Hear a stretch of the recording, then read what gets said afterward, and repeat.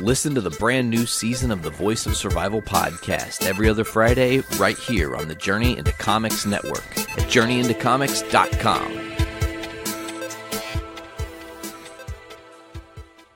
The following is a Journey into Comics. Journey into Comics. It's a Journey into Comics. It's a Journey into Comics. Journey into Comics. Journey into Comics. Network. Production. We're gonna fuck the sodomites in the Rage! Warning, Podcastrophe imminent.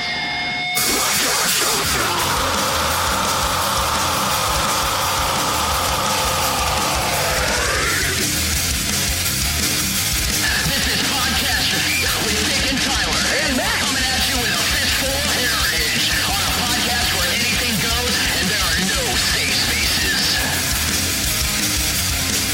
This is Podcastrophe. Hello and welcome to Podcastrophe episode 80. I'm your host, Dick, and with me, of course, is Tyler. I'm back and alive. He's back. It's been, stuff. what, 2 weeks? 2 weeks. It's been 2 weeks. Your beard is a lot more full now. Makes me happy. Yes. You returned from your press tour.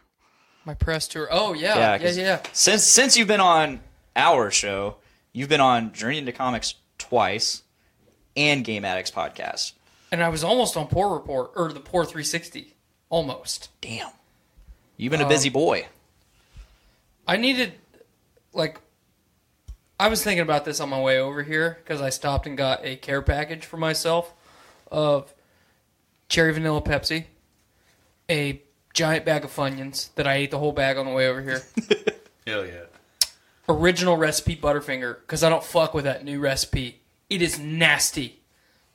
I would lick... Just nasty. I would lick your asshole before I fucking put another one of those new recipe Butterfingers in my mouth. You heard it here, folks. Now here's the thing, because Welcome, Branden. Hi, how you doing, guys? It's been the first time I've been on since episode 50. Yeah. It's been a minute, a little minute, but all right. So I thought about this, and specifically about you. Okay. Okay. In some ways, you remind me of George Carlin. Okay. Because I remember him saying that he didn't have pet peeves. He has severe psychotic fucking hatreds. Yes. Yes. That is me. Yeah. And I'm like, you know what? When things you're pretty easygoing about most things, but when there's something that really upsets you, it literally just goes from here to 11.11 for you. Yeah. If something is on my radar, it is either very beneficial to myself or people I love, or just, society. But if it's not that, it is a bad thing.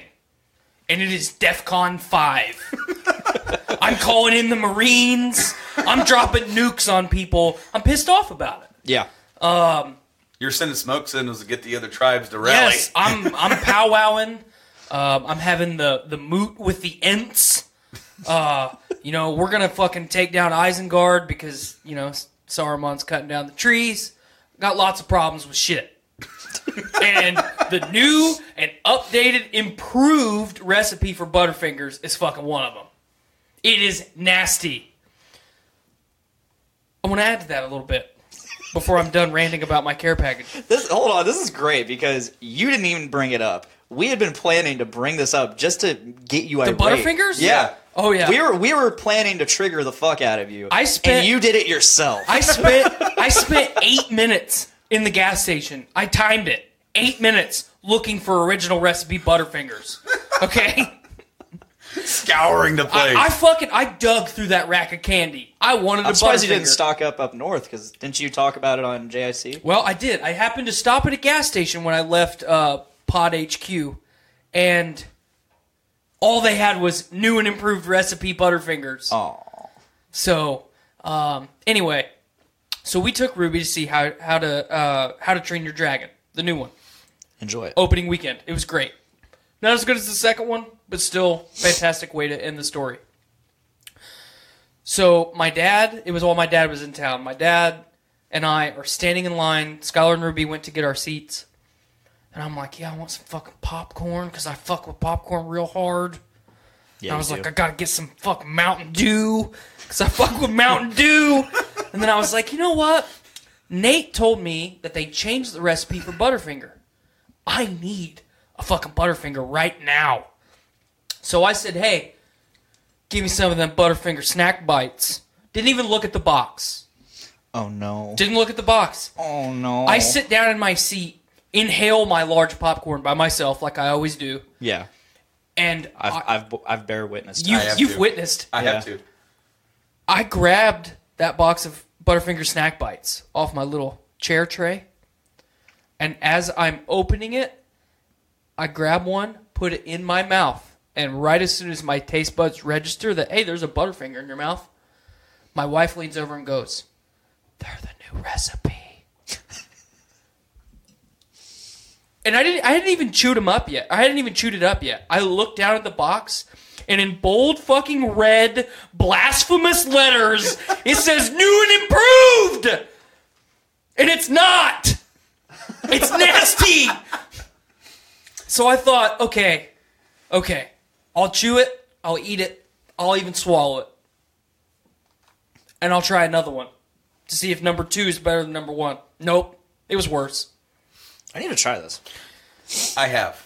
Yeah? I tried it just last week. It's not as good as it. It is not as good. I didn't hate it, but however, I would be disinclined to buy another one. That is like the nicest way that I can ever say something is terrible. Okay, so you guys remember let's go back to 1997. We were all alive in 1997. We were all cognitive, or what's the word I want to use? We were all aware, self-aware in 1997. Mm-hmm. You guys remember Butterfinger BBs? Absolutely. Remember how fucking delicious they were? Bart Simpson and those fucking peanut butter those peanut butter orbs of deliciousness and joy. So you're reminding me of the commercial. Oh yeah. Which made me think of the old Cheez-It commercials. Oh yeah. Or what it was Cheez-It or wasn't it are you talking the about Ritz? Yeah. The Ritz peanut butter. Mm-hmm. Oh, those were it's just like the most satisfying like textures happening. Oh, yeah. It's like and the cheese ones were even better. Yeah, it's like watching an ASMR video back in the 90s. So, you guys remember like how important Butterfinger BBs were to us? I wasn't even a big candy guy back then. I've never been a Butterfinger guy, so. Hold on. But so this applies to Reese's cups too. Oh no. Because Reese's changed their packaging about 3 years ago, and now the Reese's cups don't taste the same. I just saw they have new Reese's Thins, which is that like, and they charge the same amount as like a regular, so now they can get away for like giving you less. Mm-hmm. So just really dive into your nostalgia and remember how delicious Butterfinger BBs were. They took those away from us. The next Butterfinger thing that we got, like 6 or 7 years ago, was the Butterfinger cups. Yeah. Their attempt at copying the Reese's cup, they are also nasty. I didn't care for them. They are not very good. So here we are, 2019. Butterfinger is still doing its thing. It is cornflake, peanut butter flavored cornflakes covered in chocolate. That's a Butterfinger. The inside of a Butterfinger is cornflakes. And it's just like, you know what? I think I'm going to fuck all this up. We've been around for a long time. You know what? Let's just change it. A Butterfinger now tastes like you didn't like Butterfinger before. Watch, he's gonna be the one that likes it. Okay, so see, it's not that I didn't like Butterfinger. It's just not my favorite. Okay, it's like a fucking Kit Kat. It's not my fucking favorite. Your opinion of a Butterfinger before. Now let me just throw this at you. Take that flavor, remove all of it. Replace it with waxy texture, a Whopper from 5 Halloweens ago. I almost thought you were going to say 5 Holocausts ago. Okay. I was going Whopper from fucking Burger King. I was like, okay, this is weird. 5 Halloweens old Whopper. Okay? Okay. And a half-eaten... Can I still think about a Burger King Whopper? Sure. Okay. A half-eaten Crunch Bar. The peanut butter in the new recipe reminds me of the peanut butter in the whatchamacallit bar. Yeah. That kind of resonated with me. Maybe I would think different if I had them side by side. The malt flavor was so strong in the little snack bites that I had that I couldn't taste any of the peanut butter at all. Nate says they took away the stuff that made them unhealthy, to which I say, bullshit. If it's already a candy bar. Right. Stop trying to make candy bars more healthy for the masses. We already know what we're doing to ourselves. Yeah, we are consenting to what's happening. Exactly. My freedom of consent has been removed. They changed cereal a long time ago too. Like either that or it's just like Trix. Like Trix are for kids, and we just don't. We're adults now. Yeah, we're adults, and we can't. So maybe not only did they change the shape of it, or maybe we don't see the shape of it, and we also don't taste it the same. We can't. Trix does not taste the same as it did when I was We can't see why kids love Cinnamon Toast Crunch anymore. Cocoa Puffs and Reese's Puffs don't taste the same. They don't taste the same. When they brought back Oreo O's, they're a little bit different too. And Count Chocula, that really pissed me off. I was a big fan of Boo Berry. They fucked up Boo Berry too. For the longest time, it took me a long time to realize it, and it was just one of those thoughts in my head that I just mulled around every time I thought about it. It's weird to say, but I was like, I haven't seen Count Chocula in a while. and then Halloween happens, and it's on the shelves. I'm like, when the hell did they start doing it only on Halloween? Right. I guess they've been doing it for a while, only on Halloween. So I went and bought 6 boxes of it, only to find that they it was changed nasty? the fucking recipe. Yeah. So did you guys eat the French toast crunch in the 90s? Yes. Yeah. Do you remember how delicious it was? Mm-hmm. It's not delicious anymore. It's not the same. It tastes like the cardboard. That's what it tastes like. There's hardly any cinnamon. some would argue that tastes like Monocle's pizza. And those people are uneducated, and they are swine. You know what? Domino's used to taste like the cardboard, and then they fixed their dough. Yep. The rest of it's not so great. I've actually always liked Domino's, even before and after. Well, okay. See, because here's the thing, I'm a junk food eating monster. You are. And can eat anything. Mm-hmm. You are like a connoisseur of junk food because you're always bringing in different flavors of Mountain Dew and chips, right? While still eating healthy food that you made at home. Sure. Well, and the thing is that I'm fascinated by new drinks, new things, and of course they're always going to change it and take all the good things away from us. But I can't say that one of the few things that they ever brought back that tastes exactly as I remember it was High C Ecto Cooler. Oh yeah, yeah. See, I didn't get to try it when they brought it back. They brought it back a few years ago for the Ghostbusters sequel that they did, and the best thing about them doing a new Ghostbusters sequel is the fact that they brought back High C Ecto Cooler, and we ordered the crap out of it, and then we found it at our local ruler, and we just stockpiled it, until it was all gone, and then And I am this guy. Just like when I had my very last Mountain Dew Supernova, I drank the last High C Ecto Cooler in a champagne glass. Did you have Surge in the 90s? Yes. Does new Surge taste the same as old Surge? Because I never had Surge in the 90s. It's pretty darn close. I've only had it in the newer in the modern era. And see, okay. So there's also another thing that's going on around here with all of these things coming back and all of these them changing things, or even things because our taste buds change as we grow. Every 5 years, your taste buds completely dissolve and regrow. So I never ever liked or wanted to have anything to do with sushi, and all of a sudden it's fine, I'll try it, and I'm fuck with that. What? And it was the same thing with sauerkraut or anything like that. Mm-hmm. As a kid, get that shit away from me. And then I hey, curiosity. Here I am, 25, 30 years old, taking a nibble, and I'm like, do I want to go home and make sauerkraut? And my wife is like, no, you will not stink up my house. And I'm like, that fermented cabbage is delicious. But what if I like it That's fair. now? And it's the same thing. Surge to me tastes pretty damn close. It doesn't have. I mean, maybe it's because we're not kids. Also, it doesn't give that same rush of having a whole night's full of energy off of one beverage. However, shortly after I moved to Indiana, this is 2007, I found an original Jolt Cola. What? It was at a Big Lots. It was probably 20 years old.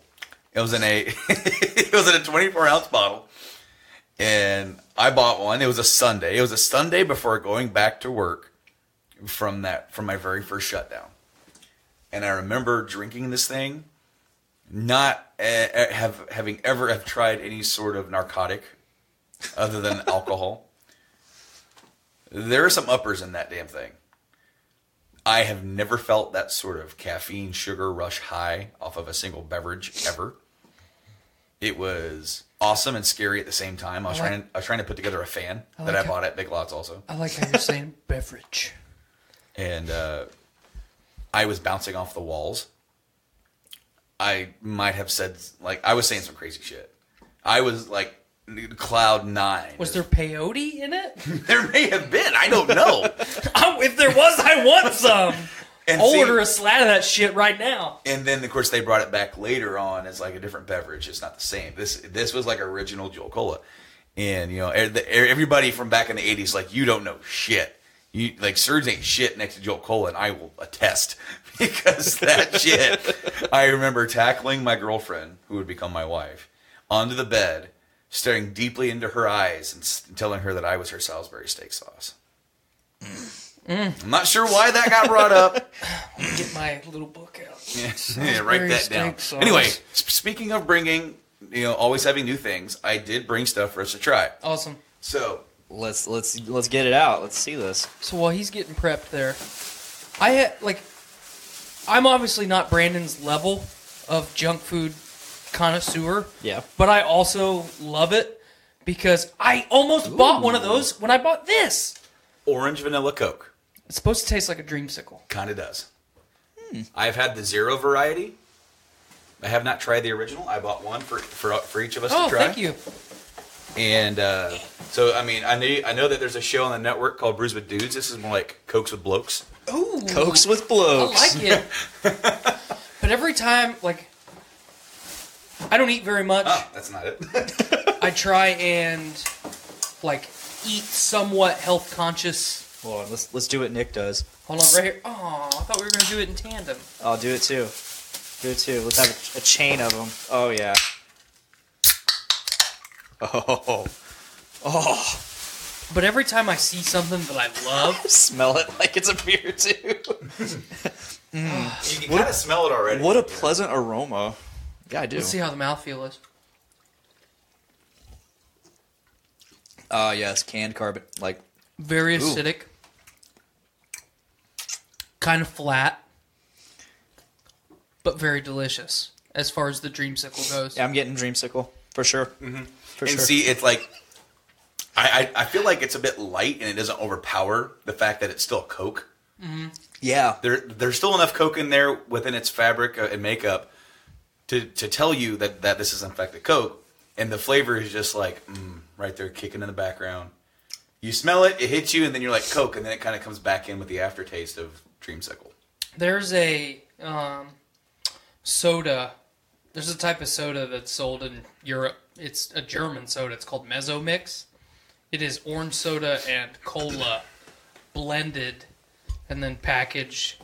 And it is one of the greatest things that I've ever consumed in my life.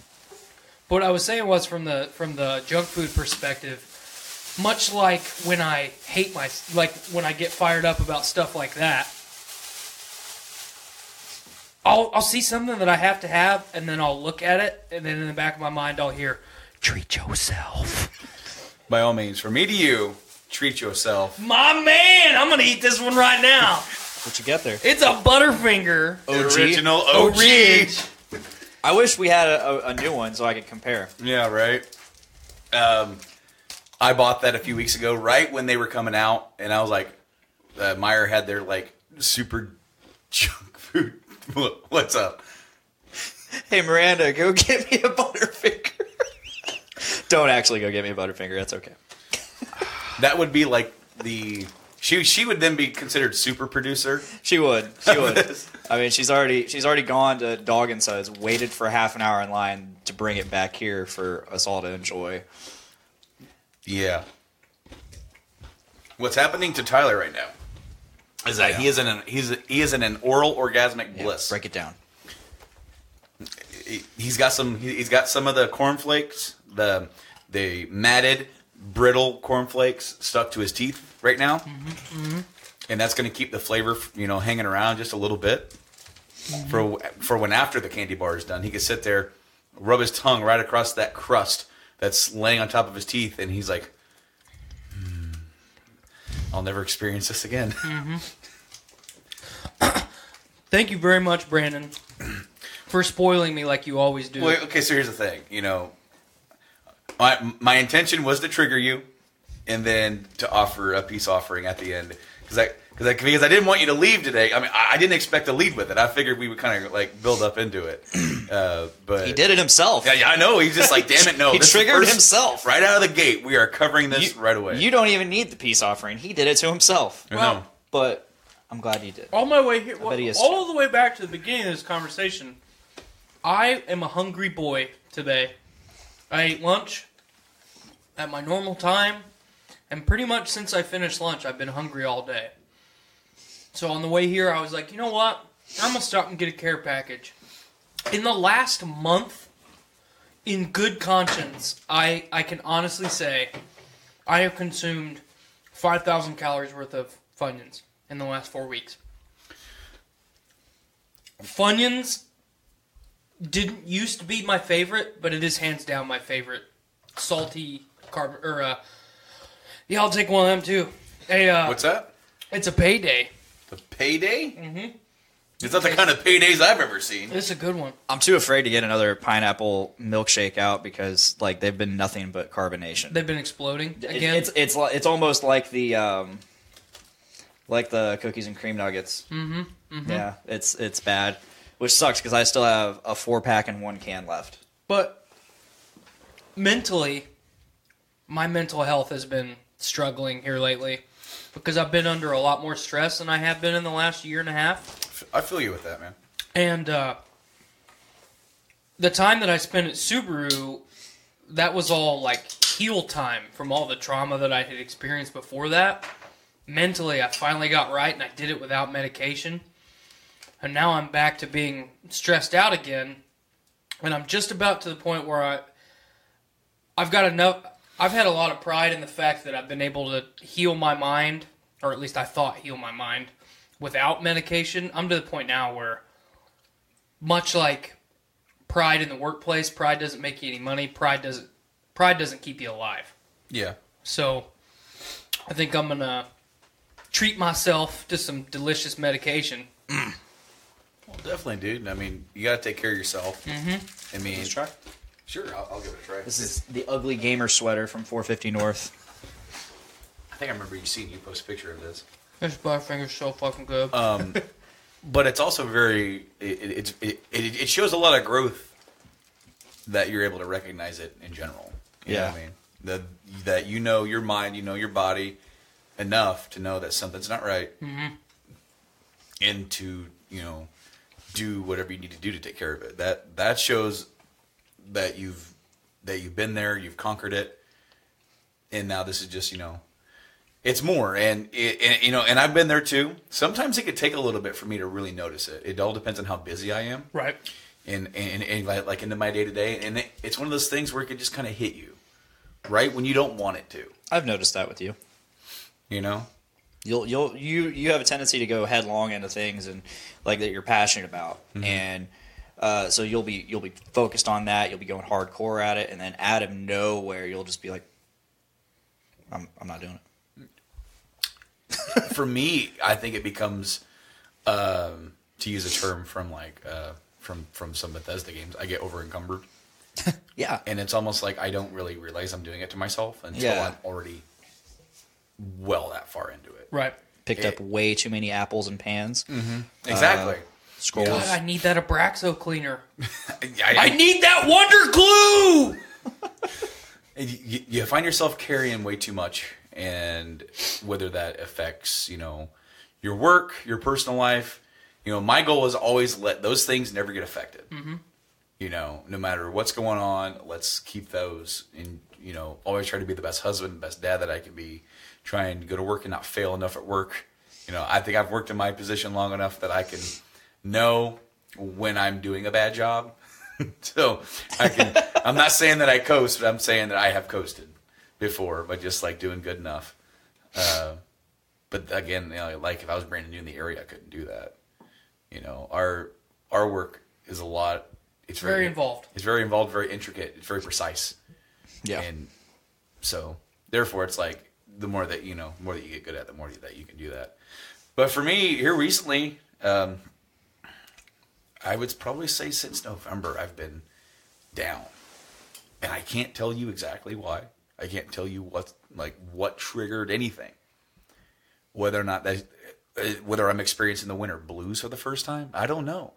That's a big part of it for me in the wintertime when I don't. And I've had so many shit doctors in my life.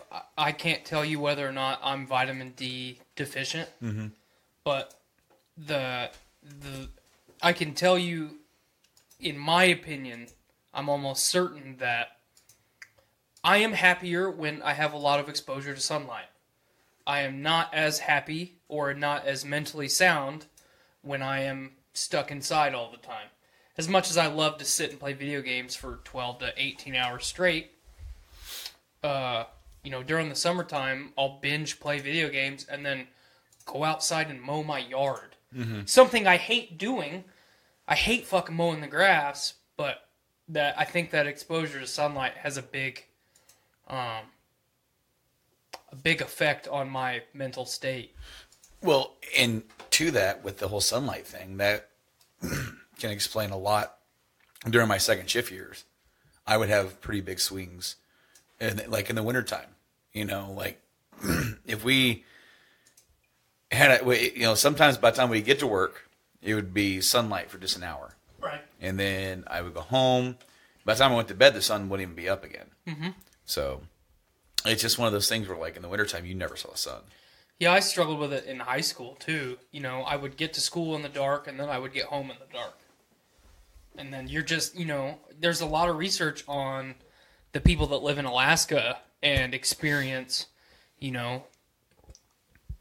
pure darkness or pure light, almost. And for almost 3 months? Yeah. Out of the year? Yeah. And it's not good for your brain. No. Well, no, because you can really, really drive yourself nuts. Mm-hmm. And, like circling back to what you said, saying that you're going to, go through and, try and find something to help you, whether it's something you've tried before, or just go, have a talk. I mean, just opening up that dialogue would be a great thing to get yourself right on the right track. And, especially right now, I mean, you're going through a lot, and you're making moves to really solidify your career in your family. And I mean, these are important times. Well, and part of the reason I brought this up is, as prideful as a person as you want to be, or as stubborn as a person as you want to be, there's no shame in saying, you know what, I need to go, I need some help. Yeah. Mm-hmm. Because for years, for the last couple of years, I said, I'm not going to use medication as a crutch. I'm going to fix my fucking brain. And if I can't, then I can't, but I'm going to try to do it. Yeah. But, asking for help doesn't make you any less of a human being. Yeah.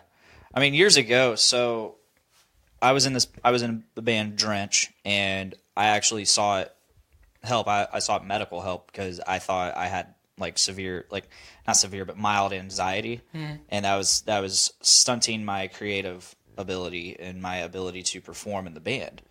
So I was like, I need something for medication-wise for my anxiety. So what can you do? And they're like, anything we're going to do is just going to numb you, and I don't think you want that for what you're doing. I was like, okay. So that was a bummer. And then I just realized maybe this isn't right for me. Maybe this band isn't right for me, because I got tired of holding them back. So I left, and then I focused on the production side of music rather than the writing side. Mm-hmm. And that really sparked me. And suddenly I was feeling tons better. And then now I have this podcast because of all that. And so when I essentially put music completely on the back burner for this podcast, and that once again just sparked me.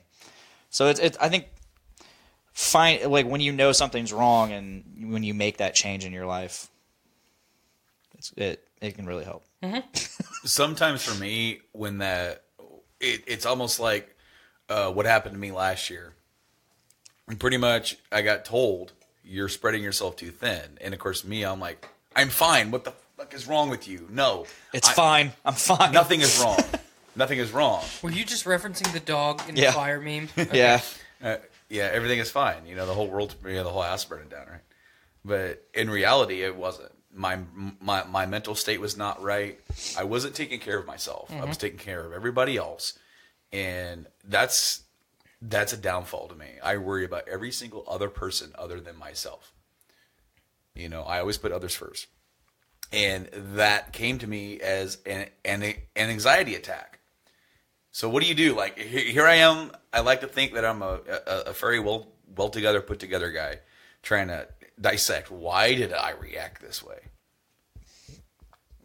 Why was it and it's clear that it was denial. I was like in denial of somebody telling me I had a problem. When in reality, I did have a problem. And I needed to cut off certain things, you know, limit myself, and then take a breath. Take a breath for you. What do you what do you like to do, Brando? Well, shit, I like to play games. When's the last time you played a game? Fuck. Months. It had been months. I was so focused on so many other things. I'm like, you know what? That's when I played God of War. That's when I sat down and played God of War. You fucking picked a good one. Well, and I mean, it was just a matter of, like, sure, I had time to play here and there. But as you grow as a human, as you grow to get more responsibility, whether that's with children or your families, work, well, you know, your hobbies, or everything, you can over-encumber yourself very easily. You can all of a sudden be moving so fast, doing so many things, trying to juggle so many things, that it can have a detrimental effect on you, even though you're having fun, even though you're, you know, enjoying yourself. You know, it's putting a strain on you. And when other people start to notice that, and then, of course, like I said, the big manly man, denial. No, I'm fine. Get off my lawn. No, okay, you're not. And it's like, only in reflection was I able to really see I wasn't right. Oh, yeah. You know? And it didn't take very long for that reflection to kick in, but it was just like, man, why did I react in such a negative way to that? Was it how it was said to me? Was it this or that? Okay, maybe this, but it's like, what is there ever a good time or a good way to tell somebody, hey, you know, are you okay? You know, like maybe you've been going too hard. Well, because that's the other side of what I said about you know, you're not less of a person to ask for help. We as people, a lot of times, even though we deeply care about somebody, we don't want to offend them by saying, hey, man, are you doing all right? You know, everything going okay at home? You know, whatever it is, however you pose that question, most of the times we don't want to offend. We don't want to be the person that's like, oh, yeah, fucking get off my back, Mom. I'm doing okay. Yeah. You know, I made my bed this morning. Like, it with the best intentions, you know, a lot of times, regardless how you say it, perception is reality for most people, and they can take it as you being condescending and maybe a tad hostile when it's always the best of intentions. Yeah. You know? Absolutely. Good talk. Good talk. As per usual, when I come on the show, things start going deep, man. Well, we went to the height of the Butterfinger Mountains. Like, we went through Butterfinger Prime, the golden age of delicious peanut butter candy, and then, you know, we tracked through the 7 layers of the nostalgia forest, and then we ended up in the pit of despair, and then we saw a sunshine smiley face cloud, and we rode a rainbow to salvation. Very nicely put. We rode a rainbow to salvation in the Talons of freedom. Yes. The Talons of Yes. Freedom. And that freedom, Really did. yeah, I dug it. Good. Yeah. That the Talons of freedom belong to an American bald eagle, of course. Right. Has this story been shared It yet? has not been Oh, shared. I've been yes. saving it. Hell yes. That's why this episode's called The Talons of Freedom. I was going to ask you, but I'm just going to let this play out. So, as you know, our temporary John, very interesting fellow. So, I just happened to overhear him talk. I think he was talking to Laura, and he said, or maybe he was talking to me, and I was just walking away, and I don't know. You were doing that thing where you were detached from reality again? I do that. It does. It happens. Excuse me. So I hear him say, what I thought he said was, I saw a bald eagle in my room. And I'm like, what? That okay? So yeah, he was talking to somebody else, and I heard that and chimed in. I'm like, what? Inside your room? He goes, no, I saw it from my room. Oh. Okay. I thought he had like a crazy freedom animal sex thing going on. I was like, that would honestly be very terrifying. He's like, oh, I know. It would rip me to death. Oh yeah, those are big fucking birds, man. And then he out of nowhere, I started walking away, and he's like, what is the average wingspan of an American bald eagle? I'm like, I don't know, 7 to 8 feet. And he's like, wow, that's astounding. That's astounding. And then he looks it up over lunch, of course, because Yeah. that's him. He's got to know. If there's a tidbit of information that is missing, he must find out everything about it. Yeah. So he's like, dude, you were right. It's like 5 to 6 feet. I'm like, yeah, I know my birds of prey. and then I told you, didn't I? Yeah. And that's where the whole Talons of Freedom thing. What did you say exactly? Well, This is a week out. I'm and I'm trying to go back. we've been saving this, and it didn't work because it was supposed to be last week's episode. I said he said man, those things are could rip me apart. I'm like, with the Talons of Freedom. Yes. God, I want to get a really badass bald eagle tattoo, like somewhere on my body, where it's the fucking he's diving with the talons first instead of beak first. Yeah. The fucking talons, and just I want one of those like really artsy scrolls, and it just says fucking Talons of Freedom. And there's fireworks going off in the background.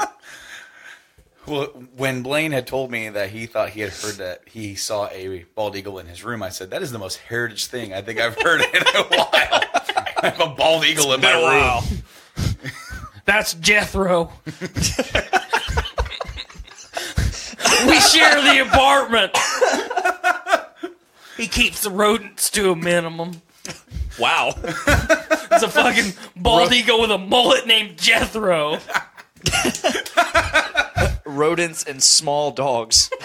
And small peoples. Patriotism in the front, party in the back. Fuck yeah. I told Cameron has a mohawk. Did I now. hear there's communism here? So Cameron has a mohawk now, Okay. and I told him he needs to grow it out to a mullet hawk. Oh my god. I'm so hard right now. A mullet hawk. Yes. Yeah. God. He needs to do it. So let's think back to the 80s to the early 90s when we replaced the mullet with the bowl cut. Oh, yeah. Just right before that, right on the edge in the heyday of the mullet. Every culture had their version of the mullet. We had the OG mullet. Women had the she mullet, where it was, that fucking hair was teased in the front, and it looked like a fucking pony or a thoroughbred's tail in the back. You had the OG mullet, you had the rat mullet, the fucking mullet tail. Yeah. The rat tail? Yeah, oh yeah. Yes. The Jedi braid. Black people had the Jerry curl mullet, Yes. where it was fucking greasy and curly from the front all the way down to the back. So that was, party and business blended. Yes. No separation. No segregation. No segregation. Wow. God, that one hurt me. I mean, just every fucking culture in the 80s embraced the mullet. If you didn't have fucking mullet, if you didn't have a mullet, a wife beater, and a fucking parachute jumpsuit, you were a piece of shit. And no one in this fucking great country, protected by the Talons of freedom, went against that. I'm going to try to start making a habit of like writing down what we talk about. So I can Making good sound bites. No, that and like, so I know what to put in the description because like this shit's good. Oh, man. This has been brewing for 2 weeks. The fucking bowl cut, though. God damn it. Yeah, let's move on to the bowl cut.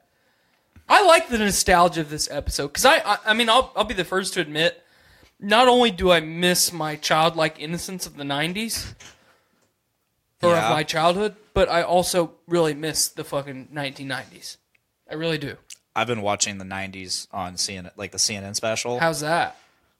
It's rough because the first 2 episodes are nothing but 90s television. Yeah, but fucking Friends was 90s television, and that shit's a classic. Dude, TGIF? Yeah. Fucking I know, 90210. but you go back and oh, watch my it. man. You go back and watch it, and you're like, oh. Saved by the Bell? See, I never watched. I watched Saved by the I fucked with Saved by the Bell I real watched Saved by hard. the Bell. I went back and watched my old Full House and Family Matters. Yeah, Family Matters. We watch that every day. Fuck. Did I do that? It's funny because when you're younger, you identify more with the kids, and now that I'm older, I so identify with Carl. Yes. It's just Carl's my man. He's the one guy trying to keep the whole house together. He's the patriarch. He's out there earning a living now. Granted, Harriet, she's a working woman too. Mm-hmm. I'm not going to try and say that, but Carl's the glue, man. He's the guy that he takes upon himself to keep that family together. All he wants is a peaceful house, goddammit. And, we have to point out the fact that he saved Christmas and Nakatomi Plaza, so You are correct. let's talk about that. And also, why has this guy been so typecasted as a cop? He was in Ghostbusters. Mm-hmm. He's in Die Hard 1 and 2 as a cameo. Yep. Wasn't he in Loaded Weapon? I don't think he was. Damn. I don't think he was, but that came up in my memories today, by the way. Loaded Weapon? That I watched it. Is that the one with Charlie Sheen? No. Charlie Sheen has a cameo. It's Emilio Estevez and Sam Jackson. But it's big just like Hot Shots, where it's Right. just parodying everything. action movies. Lethal Weapon, Die Hard. There's actually a scene where they're parodying one of the Lethal Weapons, where the helicopter blows up his trailer on the beach. Mm-hmm. And in this movie, they get the wrong trailer. And it blows up, and out of the rubble crawls out Bruce Willis wearing a Yes, I wife saw beater. that. He's got a white flag. He's like, what? He's like, and then the dude on the helicopter is asking, is this 1214 Hollywood Boulevard? No, this is 1213.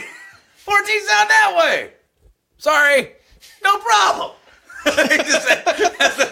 I watched that on like Stars or like Showtime like 6 months ago. That's the first time I'd ever seen it. I had no idea it existed until about 2-3 years ago when he in told that me movie about is it. a fucking gag. Oh, yeah, it's He great. gets out of his car. Emilio Estevez in the very beginning, he's wearing these cowboy boots. He looks rough in that movie too. Yeah, but he throws in a cigarette, puts it out, throws in a cigar. He had puts me it out. so hyped on this movie that I just went and bought it. You bought it? Yeah, it's upstairs. Damn it. He throws down his pipe, Yep. puts it out. And then he walks inside. It's this like mini mart run by Arabs. And he grabs a cheeseburger, throws it in the microwave, goes to look at the magazines and all of the inserts for the subscribe now, all the ads and everything. And by the time he's done, they're piled up to his shins. Mm-hmm. Is that how long he was? I remember that. He's flipping through them and they're just falling out. And they have the security cameras that are just looking over his shoulders. And he looks at him and they look away. Everything is a gag.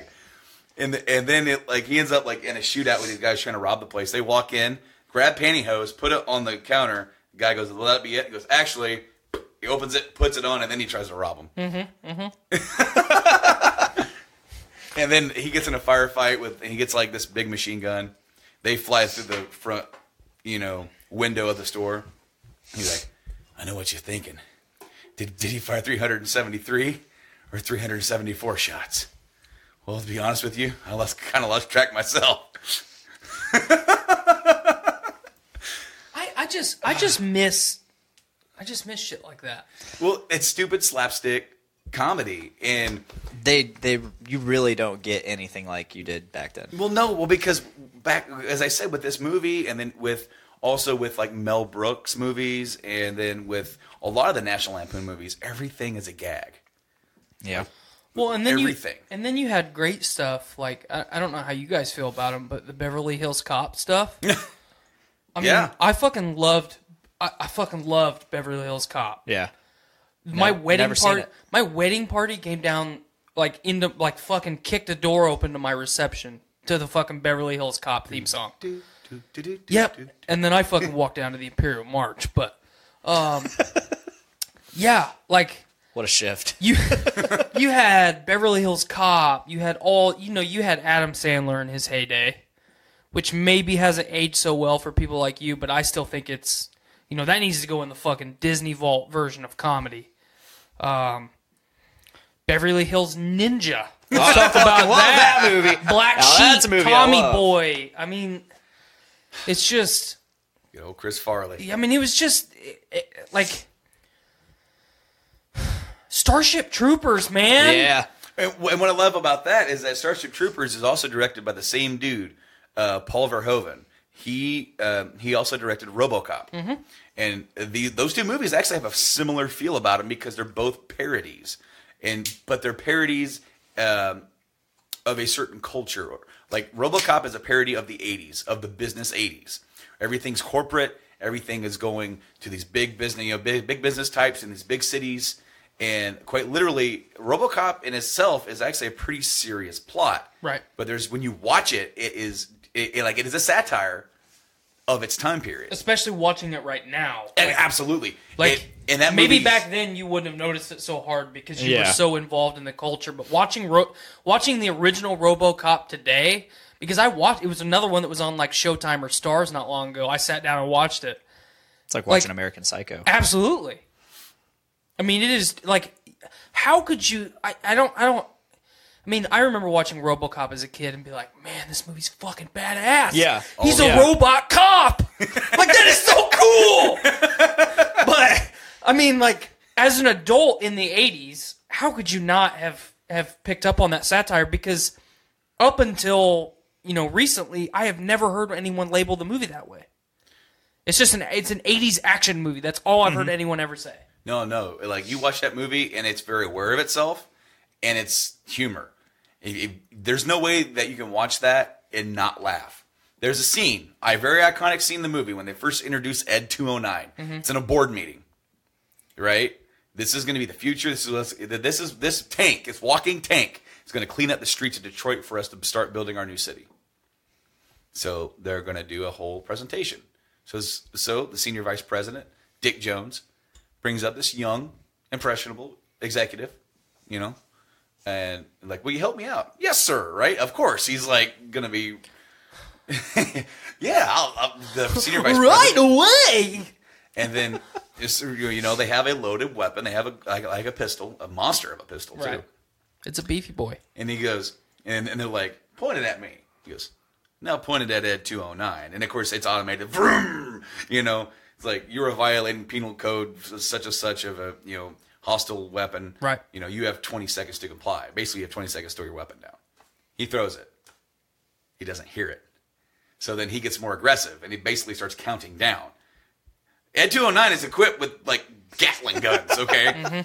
And Gatling gun. And he's, like, trying to run and hide, and they push him back out away from the board, like from the big table, and it just lights him up for 20 seconds. Oh, yeah. Boom, boom, boom, boom, boom, boom, boom, boom. And I'm talking high caliber rounds. Yeah. He ends up flying through the air on top of the model of the new city that they're going to build. He's just getting, like, in the unrated version, still getting shot at. And then finally, like, the Ed 209, and they're just like, And one guy goes, "Somebody gonna call a goddamn paramedic?" Oh my God, what happened? And then the president, old man, that is his actual name in the movie. He's just old man. Dick, I'm very disappointed. It's just a glitch, minor setback. You call this a glitch? He slams his fist down and goes, "We're 6 months away from construction." They don't give a fuck about this kid getting gunned down in their boardroom. And it's funny because then the other guy sweeps in. He's like, "Hey, I got this new program called RoboCop. Get a presentation ready in 20 minutes. Meet me in my office." So he sweeps in underneath the vice president. Hey, I'm moving up in the world. It's the whole business acumen from the 80s, right? Mm-hmm. Yeah. And then he walks out with his partner, with his other executives, like, "See, that's how you do it, man. You see an opening and you go for it." Like, he's going to be out to get you. Man, fuck him. He dropped the ball and I was there to pick it up. And he was like, "Yeah. Sucks about Kenny, though, huh? Well, that's life in a big city." Getting gunned down in a boardroom by a tank. By a giant robot tank. And like, oops. This movie's full of that. This movie is full of it. Where, there's actually a serious story with the character, with the RoboCop character and his family, and him losing his family, him losing his memories, but not his feelings. Right. He gets flashes of memories. He's like, "What is this? Why am I feeling this?" I know that he's basically he's a machine whose mind is wiped, but he's starting to get his memories back. Which is what I liked about the reboot. One of the few things I did like about the reboot is that they reversed it. Where he had all his memories and everything. He's like, "What am I going to do? Oh no." And then he starts losing them as he's getting more. Yeah. I liked the reboot. It wasn't bad because what I liked about the reboot is that it did exactly what the first one did, and it was a satire of our current way that we do things. The whole Fox News, Sam Jackson type thing, where you have like a news thing that's like feeding in, and it's not so much of news as it is opinion. And that's another thing about Starship Troopers, which started off this whole diatribe. When the Starship Troopers movie really satires like hyper government. And hyper-globalism and everything, with everything that you're watching be like news and everything being government owned and everything. Do you want to know more? Do you want to know more? Yeah. Oh yeah. It's again, it's an awesome movie with big guns and bugs, and tits. Let's talk about that too. There's tits. I got some of those. So that came out what year? 97? 97. Yeah, something 96 like or 97. Casper Van Dien. It was my first. Van Dien. That son of a bitch with that chin and that forehead, man. Dude, he looked like a damn action hero, in the making back then, didn't he? Yeah, he did. That was my first attempt at fan fiction. Writing Starship Troopers. What? And it was very short. Why have you never told me this? Because I'm just not remembering. Oh my god. It was like literally one page. Oh, was it nothing but tits? No. You got halfway down the page and just started drawing like the most voluptuous fucking bodacious. There's some 90s terms for you. Bodacious. Boobs. No, I was writing it like as if kind of like a captain's log type thing. Like okay, I thought you were gonna say you were writing it bug POV. Bug POV. Here I am on Kondafu. No, I was writing it like. Kind of like journal entries. I was writing like journal entries, and which is that I was in first grade in 97. So that's awesome. Like writing from a journal perspective as a first grader. I wrote a RoboCop story in first grade. Nice. I wrote lots of Jurassic Park stories in first grade. Like we had to write it like a short story, and I wrote it like okay, so I'm in first grade watching RoboCop, right? And I'm like, yeah, RoboCop shot the bad guys, and they gave him a medal. like they were stealing stuff from the store. RoboCop showed up and shot them. Yeah. All I can remember from it was, so I was writing like it was a journal entry, and I had like several different entries, and they were both short because I didn't know how to write like in length. First grader. So all I remember is like, oh yeah, the bugs or the arachnids decimated this city, and then like we're working on an ultra nuclear Yeah, right. Nuclear bomb. We're gonna get the bugs. We're gonna bring our freedom to them with our nuclear armaments. They're gonna get the heritage.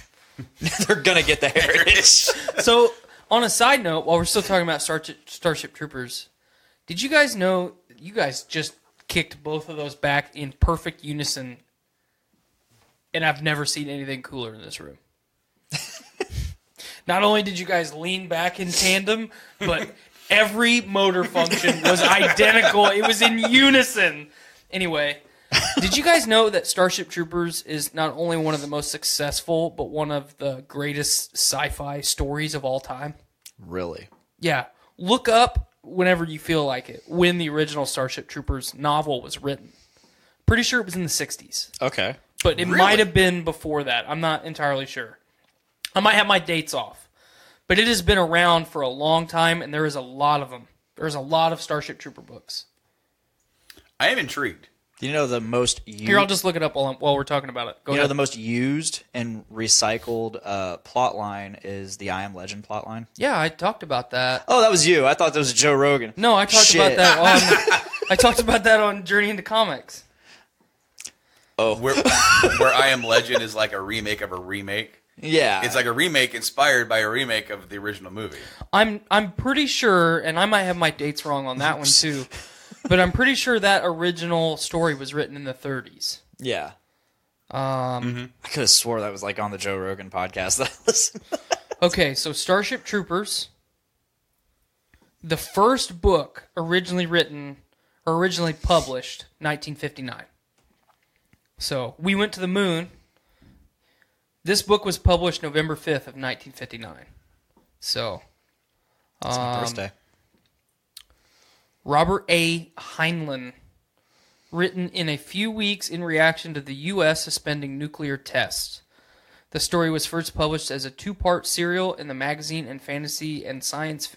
The magazine of fantasy and science fiction as Starship Soldier, and published as a book by G.P. Putnam and Sons in December of 1959. So, just a second. So, obviously, there was a film adaptation. Dark Horse Comics and Mongoose have made comic books based on it. They've done a animated series, Yep. like in '99. The animated series. Or was that Rico's Roughnecks? Yep. What that's called? I'm trying to look because I know I have looked before, like on Amazon, to buy some of these books. I know there's more than one. But, like, you ever watch something that there's only like one of, or play a video game that it's like it's niche in the genre, and you're like, God, I gotta have more of that. Yeah. I gotta find books, I gotta find TV, I gotta find a movie. You know, I've done that a lot with Mass Effect. I want something similar. I want more media similar to Mass Effect. I've read all but the last book from the original trilogy, because that one was the last one that, and it wasn't written by Drew Karpyshyn. Of course, he was one of the lead writers on Mass Effect from the beginning, and then he ended up leaving. Yes, because he also worked on KOTOR. He's also worked on the Revan books, and The I Darth also Bane books. Yeah. I also got the Resident Evil books. Oh man, I was a big fan of those. And what I like about those is that like they have the books that are adaptations of the games, but what they gave the author, they gave her kind of like some freedom to interpret it. Well, her last name was Perry, right? S.D. Perry. S.D. Perry. is the Yep. author. And then so of course you have the original. Of course the first book is the first game, and of course like with that one you have 2 characters, right? Chris and Jill. And when you play as one, you get one story and you do the exact same stuff, but you have a different side character, like Barry for Jill or Rebecca for Chris. And then like it rounds out to where like you get to save one of the other people, but you don't get to save the other. Like those 4 people survive that incident, but in the games you never see all 4 of them together.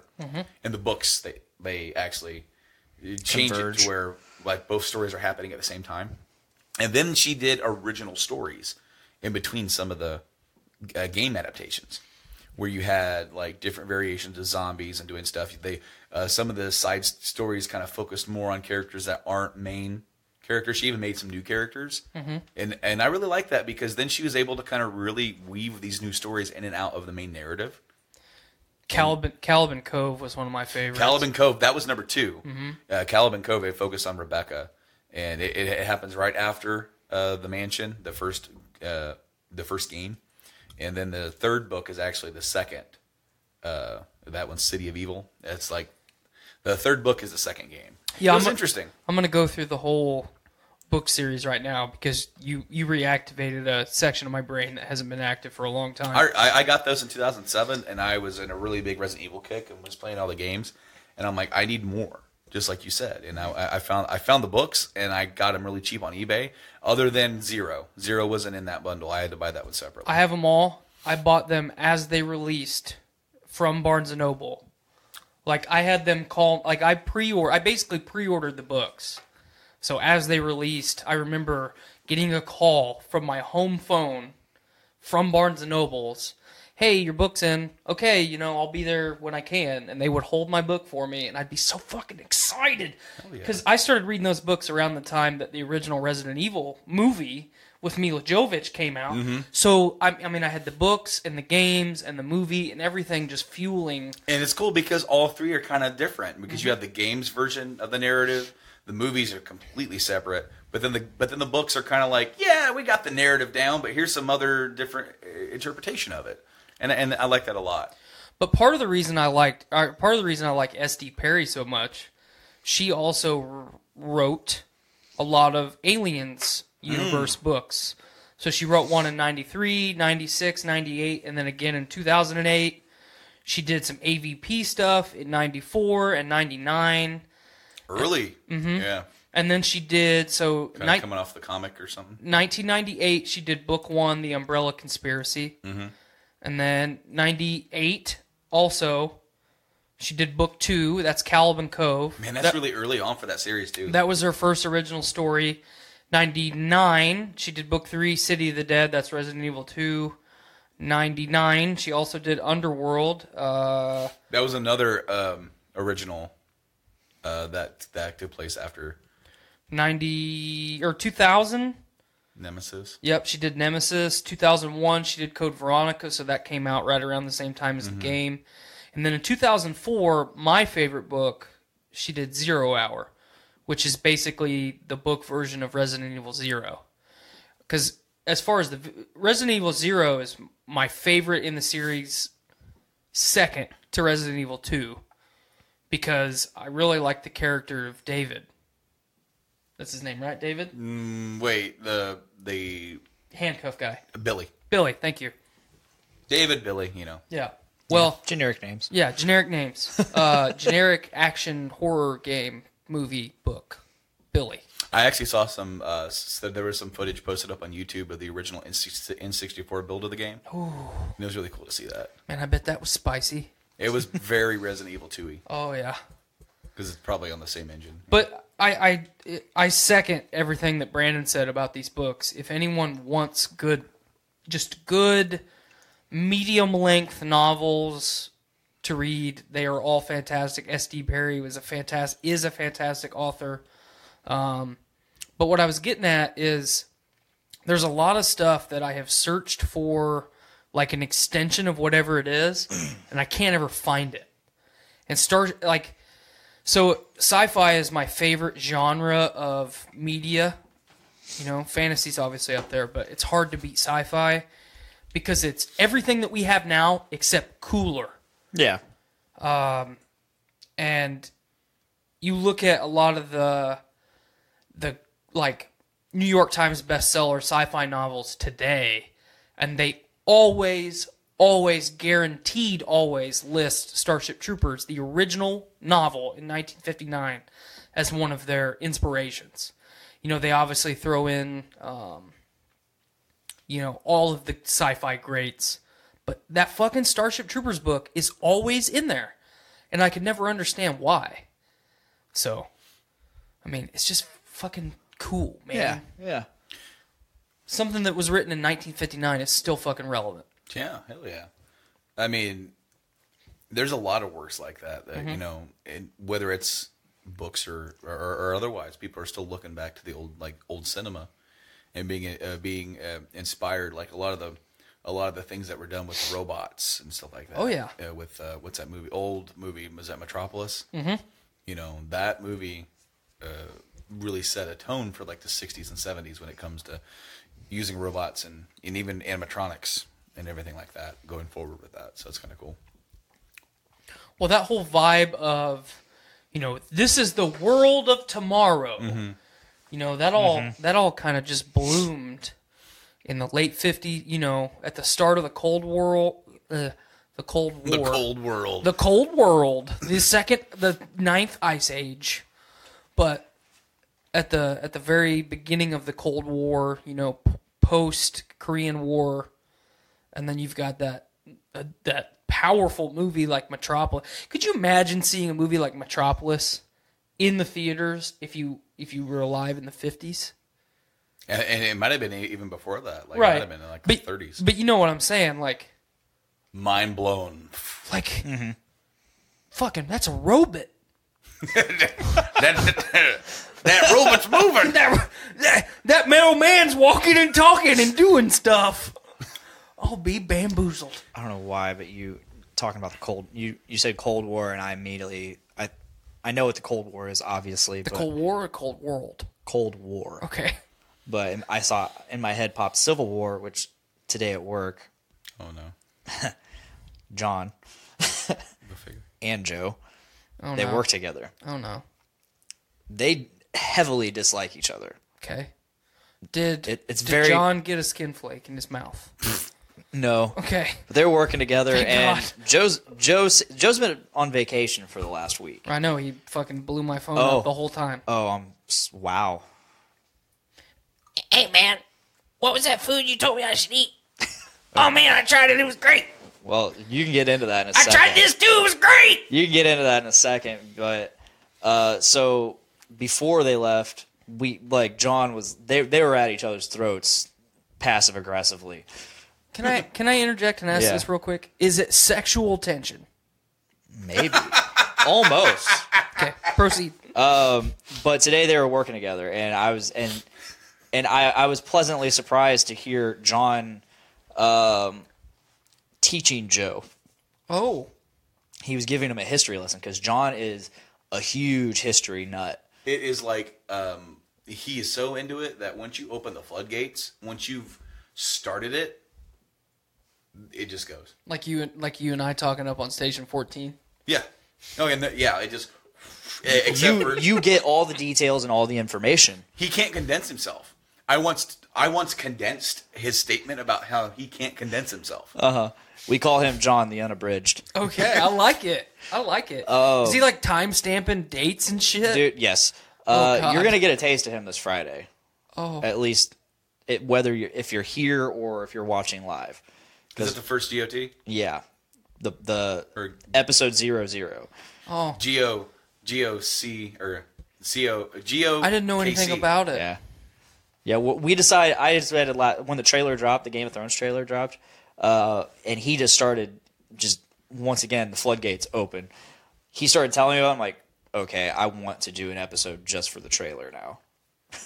So, he has dissected it. He has gone through scene by scene. Yeah. Oh yeah. He frame by frame. He doesn't do anything half-assed when it comes to things that he's passionate about. So Joe and him are working side by side on Station 11 today. And Joe, for whatever reason, started asking John about the Civil War. So John was giving him a full-on history lesson on the Civil War. And I of course, brought it up to him later. I'm like, so I saw you and Joe were having a good old time. He's like, he rolls his eyes. And I was like, well, what was that, John? He just, dude, I don't like to pander to idiots. Dude, I like this guy. But he was like, but he kept asking me questions, and of course I wanted to answer them because it was about my subject. I love history, so I was like, yeah, dude, that's awesome. Like they bonded. I was like, that's really awesome. I wouldn't expect Joe to ask questions like that. I wouldn't expect him to ask to be inquisitive on a subject. Oh man, he did it to me all the time up on Station 14. He asked me like the 40s and 50s. Really? Like World War II era America. Like he didn't fucking stop. So the moment you said he started asking John about the Civil War, that whole conversation played out in my mind because he did it to me. Oh yeah, and then John was like, he kept asking me stupid questions like, so what broke the camel's back? Like why did it start? And John's like, really? Was it like Fort Sumter? Yeah. He's like, you know what that is, right? And I'm like, yeah, South Carolina. Like, duh.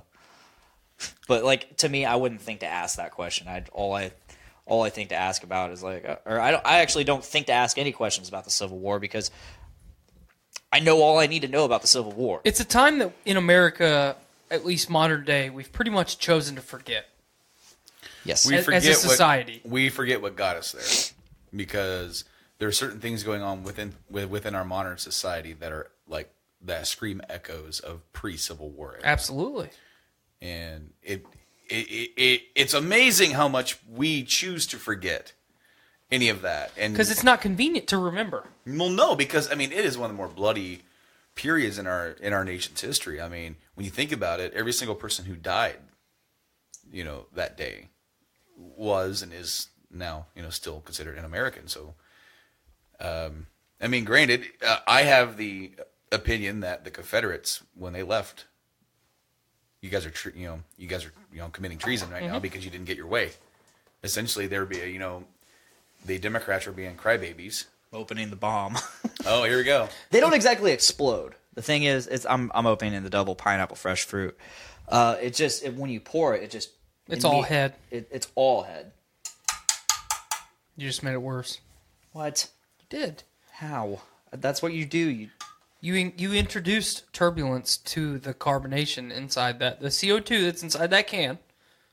You just put force into that can, disturbing the CO2 inside that can. Well, I'm learning something today, folks, because I'm not a fucking physicist, okay? I've always seen people, like, when you don't want a can to explode, they flick the tap. I've never seen any data backing that. Well, I mean, so I've just seen it happen. I've just seen people do it, and then it doesn't blow up. You just did a micro version of dropping the thing on the ground. Okay. Well, we'll see what happens. It's probably gonna be all head. It makes candy bars taste better when you drop them on the ground. Is that why that Butterfinger was so fucking good? It might have been. Did you run over it with your car? Look at that! Look at that! Nice little crack. I can hear the crackle. It's not even opened all the way. It's just the initial crack. Lick it. You should have just licked it off like a cat. There you go. So he brought up Joe Rogan, and just recently Alex Jones was back. Oh my god! I have waited. I have like strategically waited to watch that episode. It's like 5 hours long. Mm-hmm. I made it about an hour and a half in. I made it 45 minutes. I had to kind of tap out because I want to go further because it gets better. It gets better as far as how angry he gets. He takes his shirt off at one point, doesn't he? I don't know if he does in this one. I'm pretty sure he takes his shirt off.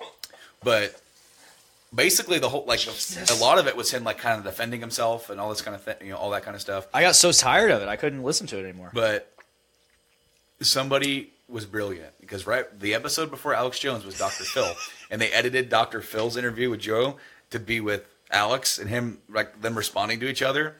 I want you to bring that up. And we're going to watch that on air because this is that good. I played it for Blaine. Go ahead and talk about it while I set up a scene. Absolutely. I'm listening. But they did it. I'm not sure if it's the same guy who did this before, but somebody did it with Joe Rogan and Joe Rogan, where Joe Rogan interviews Joe Rogan. I've seen that. And it's kind of like that. But whoever did, because when Alex was on the show, he quite literally would bounce from topic to topic. And he would hit you with 4 things. This is this, this and this, and this and this, and this and this. And Joe's like, dude, you need to calm down. That's 4 different topics. And basically all Joe is trying to get is how do you know? What is your proof of this? Oh, it's in literature. Read it. I'll get you the books. I'll even put note tabs in there. It's in literature. We have it. We have access to it. And some of it's pretty out there shit. I've already gone, I've never done so on this show, but I've gone on record, Alex Jones is a crazy nut. About 30% of what he says is true. Here we go. Let's get some full screen action. They had cows that produce human milk. 20 years ago, they had spiders that produce body armor, spider guts. Okay, they have human-animal hybrids 30 years ago. They've got giant human tissue farms. And that's where you lose me. Bullshit! Seriously? That's it right there. Every time I bring up a fucking subject, you know all about it. Well, I don't know. Well, I mean, 25 years ago, they had human-animal embryos, but they killed them at the embryonic level. man, you need to go back to the No, drawing no, no. I believe it happened. Stop saying I said It's it didn't okay to happen. talk about it and not be ashamed of it. It's okay. You've got anxiety, you've got PTSD, whatever. It's okay. Let's talk about it. Let's get help for it. Get it behind you and move on. To talk about 12 dimensions, 11 known, 12 being omnipresent, so we don't say it actually exists. To say that is arrogant, so I won't say that. I don't understand that. I listen to your interviews, and you're naturally very curious. You don't struggle for the next question because Exactly. you really want to know something. That makes it much easier. Yeah. You know, people go and find these things on the internet. About human-animal hybrids with pigs and cows? Oh my God. I'm kind of retarded. That's a bitch. God damn it! Whoever did this was just flawless. Memories where every night was a DMT trip. Okay. Short term, it can be an alternative. But I've seen people on everything from opioids to mood elevators for years before you decide you're going to receive a lie detector. Just do your homework. Do not say that. I'm going to get killed. You can get away from that. You need to get away from it. No, they want the organs. You know, I can't answer that in terms, I mean, I'm sure there's research. Aliens are real. They're creating human-animal hybrids that are a new creature never here on Earth. It's alien. So the aliens are already here. AI is alien. The chimeras There's are also alien. very smart business and branding that's gone into that as well. You know, I know that you're all, Dude, this is gold. now I want you to prepare an argument for the other side. Black people are God, and white people are the devil. And we're going to kill the white people. You're really going to throw them off the charts now. That you're now making hyperactive. It's electrochemical. Okay. I'm reading in the Baltimore Sun after Holy shit, that's fucking good. Finish it. It's fucking. Yeah. Like, if that conversation were to genuinely happen, it would be just like that. I think you would see Dr. Phil get mad a little more often. Yeah. Because I'm at a weird place with Dr. I mean, obviously, I'm with Branden on everything that he said about Alex Jones. Alex Jones, in the beginning, was putting forth some pretty controversial but like make you think type information, and then all at once it was, you know, lizard people. I'm gonna have sex with your daughter. I'm gonna take my shirt off, and it just. I mean, it very quickly was like, I'm pretty sure that I've seen like satire of this before, where there's like aliens watching us as a cartoon, and this is what we got going on right now. But and that's when they deem us like not worthy of their interaction. Not No, let's give it another couple centuries. No sign of intelligence. No sign of intelligent life. But Dr. Phil, I mean, people can say what they want about him. He's a TV personality like all the rest of them. He's playing a character. I'm not gonna take away any of his credentials. Have you listened to the Dr. Phil episode? No, I haven't It's yet. really good. It is quite excellent. Dr. Phil and Alex Jones are my next two to listen to because I have spent the last month trying to get through the Elon Musk episode, and I can't do it. I like that episode. I can't do it. I like that episode a lot. Once you get past a certain point, the conversation gets really interesting. I'm an hour and 20 minutes in, and I can't do it anymore. It's a 3-hour one, isn't it? Yeah, I can't do Okay. it. It's just awful. All right, is he still under review? I don't know. For losing his security clearance for the government because he took a puff. Because he took a puff where it was legal. Just fucking stupid. And that caused a suspect Right. on his mental sanity. I mean, it is the reefer madness. The devil's lettuce. The fucking reefer madness, man. It's going to get you. Jazz cabbage. The jazz cabbage. Jazz cabbage. It will. But- that will be my favorite term forever. So when I worked nights and days going back and forth, the days off that I had throughout the week, a lot of times I would get up at 9, 10 o'clock in the morning, or I would get home later on that afternoon from from running errands, and I would sit down and watch Dr. Phil. I watched Danielle Bergoli Cash Me Outside. How about that? I watched that. They talk about that. I watched that live. They discuss that. He didn't even remember her name. Really? But he remembered Cash Me Outside. No, he remembered that, and he's like, I didn't expect it to blow up like that. Oh, I've seen that clip. Yeah. And then he talks about how he brought them back. But Fuck off, Calvin. If you get past a lot of the stage actor type stuff that Dr. Phil has to say, and you watch some of the tougher cases that guy has dealt with, guy's pretty fucking smart. Oh yeah. Oh yeah. Listen to that episode. Oh, I think you'll really like that's it. the next one. That's the next one. It's on a very playlist. mellow episode. Mm-hmm. There's not a lot of excitement, especially like the way Dr. Phil talks. I mean, Well, and that's part of what I was going to point out. When Dr. Phil needs to get excited, he gets excited. If he is taking his time to say, I think, based on my professional opinion, that you have this problem or these problems, I am doing my job to educate you on what is ailing you or what could be ailing you. And if a guest or whoever he's talking to basically tells him to fuck off, you're wrong. You're a fucking crock. You're just a whack doctor or whatever. He is very passionate about what he's doing. He wants to help people. Mm-hmm. Now, obviously, he's making a lot of money doing it. Sure. But he's still being legitimate.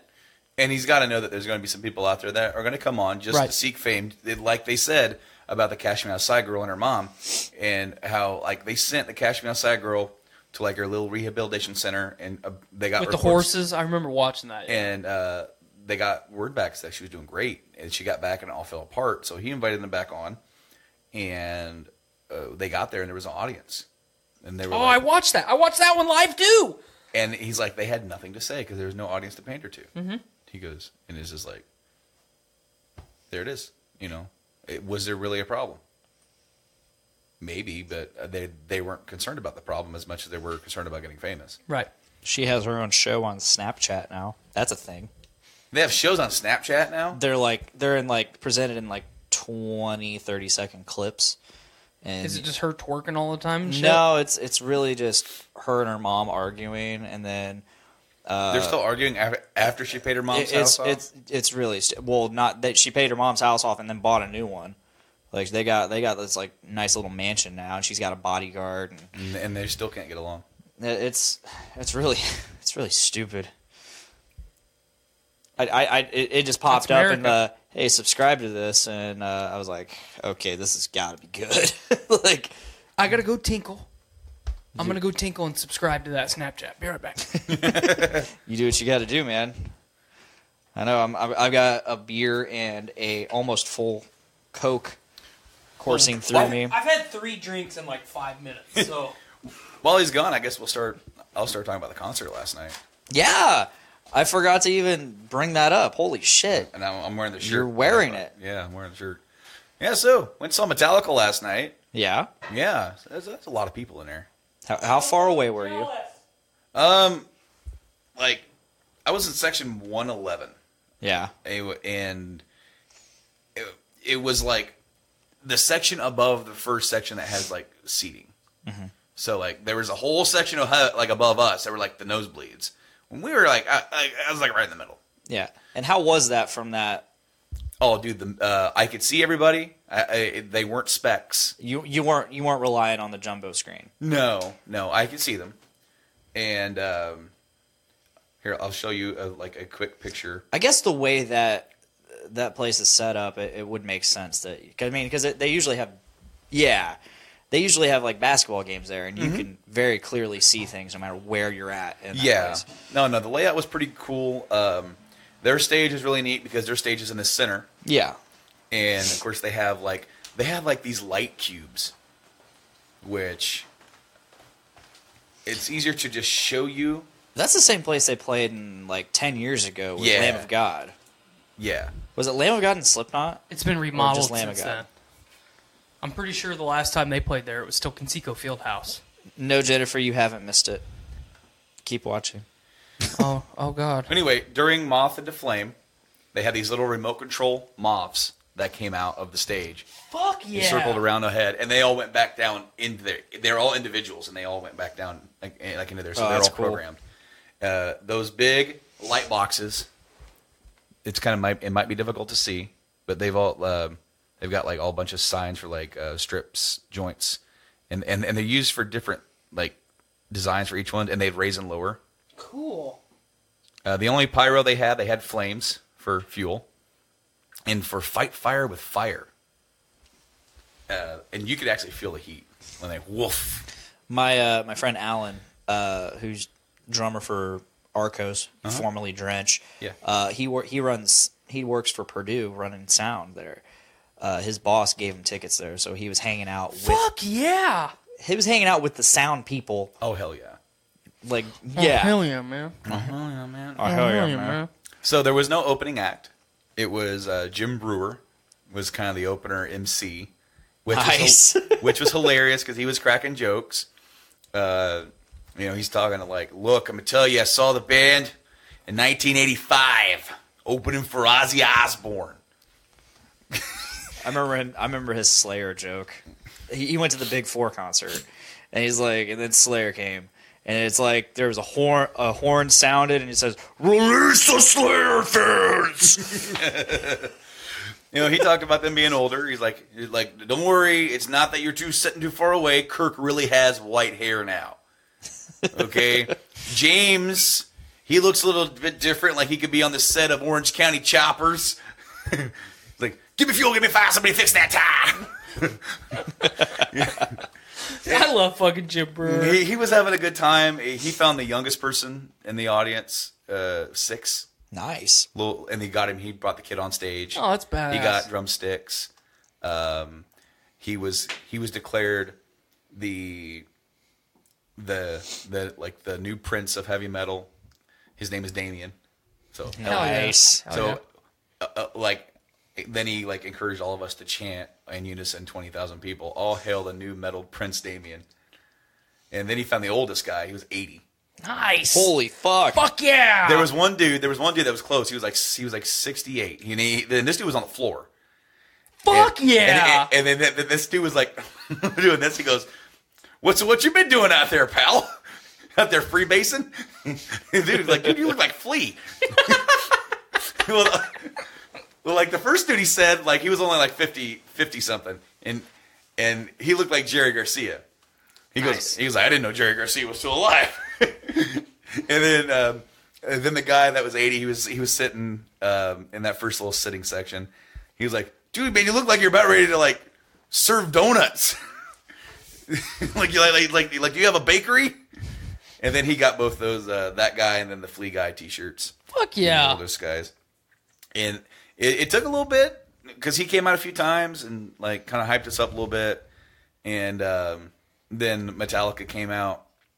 Of course, what did they open with? Hardwired.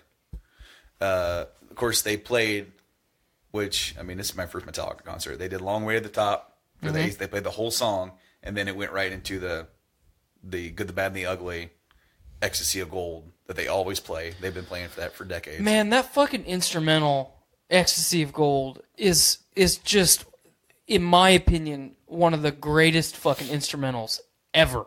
Oh, dude, it. I remember in the early 2000s when 93.5 played fucking Ecstasy of Gold every 30 minutes. And that is the only time in my memory that an instrumental has been played more than once, a year, on a major radio station. It serves as the greatest, getting you hyped up. Oh yeah, because it's one of those things that starts here and it just kind of builds and builds and builds and then crescendos. Yeah, they started with Hardwired, and then they went right into Atlas Rise from the new album. they played quite a bit from the new album. If I could be picky, I would replace one of the songs with a different song. But they just started playing this other song live like 2 other times. Really? So I'm okay with it because they're like, hey, we want to start like diversifying. We want like basically for their sets, they have certain songs that they play at every single venue, and then there are spots on the set list that they just go something else here, something else here, something else here. Mm-hmm. And so the set list was The Ecstasy of Gold, Hardwired, Atlas Rise, Seek and Destroy, Ride the Lightning. That's my favorite ever. The Unforgiven, Now That We're Dead, with extended middle drum section. There was a point where they all stopped playing their instruments, and they had those little light boxes. They had these sticks, and they were basically like we were seeing Stomp live, like, and they all had like it was just thunderous. You could feel it there. Like I will say, like the mix was very well done. They're probably one of the better sounding bands. Like it's gonna be difficult to say whether or not this is my favorite live show I've ever been to because I've seen Iron Maiden, and Bruce Dickinson is a fucking beast. Right. No pun intended. Madman. So after that was Creeping Death, then For Whom the Bell Tolls. So good. Which was awesome. Nate made mention to me last night. Oh yeah, because I ran into Nate at the show. We actually ran into each other right near the beginning when we were in separate lines, but we all merged into the same area. So I ran into like the Podfather. I call him Pod Daddy. See, Padre sounds. I like Padre. I think Padre works good. You just got a new nickname, Nate.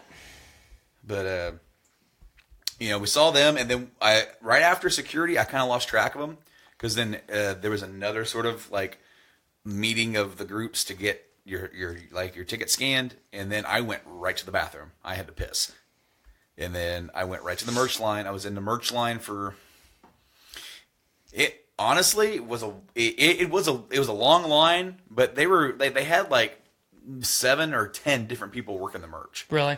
So like that's smart. I hate it when you go to a concert and you go up to the merch table and it's like 2 people. No. That have the little fucking cube, and 90% of the time it doesn't work. Yeah. Like I'm sorry, your card's just not working. Yeah, I was worried that mine wasn't going to because I brought cash to get a shirt and ended up having to just put it on the credit card because I was $5 less in my wallet to get this shirt.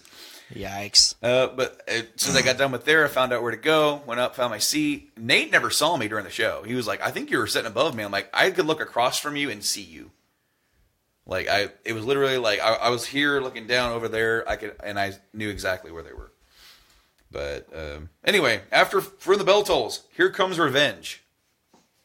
That was the one that I was like, I probably could have done with one of the other songs from the album. Not that I like hate that song, but I like other songs more. I like Dreaming No More is a great. Mm-hmm. I love that. That song has such a reload feel to it.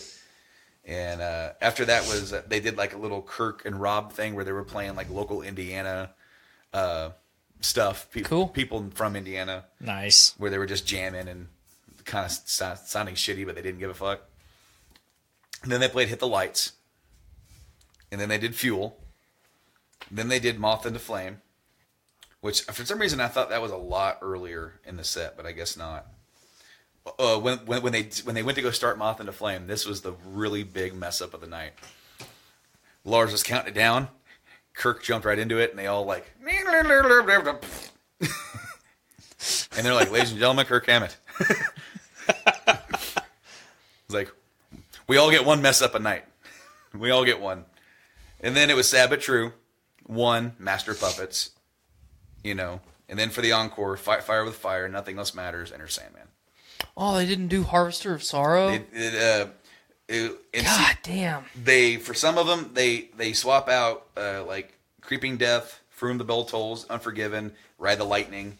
They've swapped out Fight Fire with Fire, because I've seen them where they come back up with the encore with Battery. I've seen them come back from the encore with Spit Out the Bone.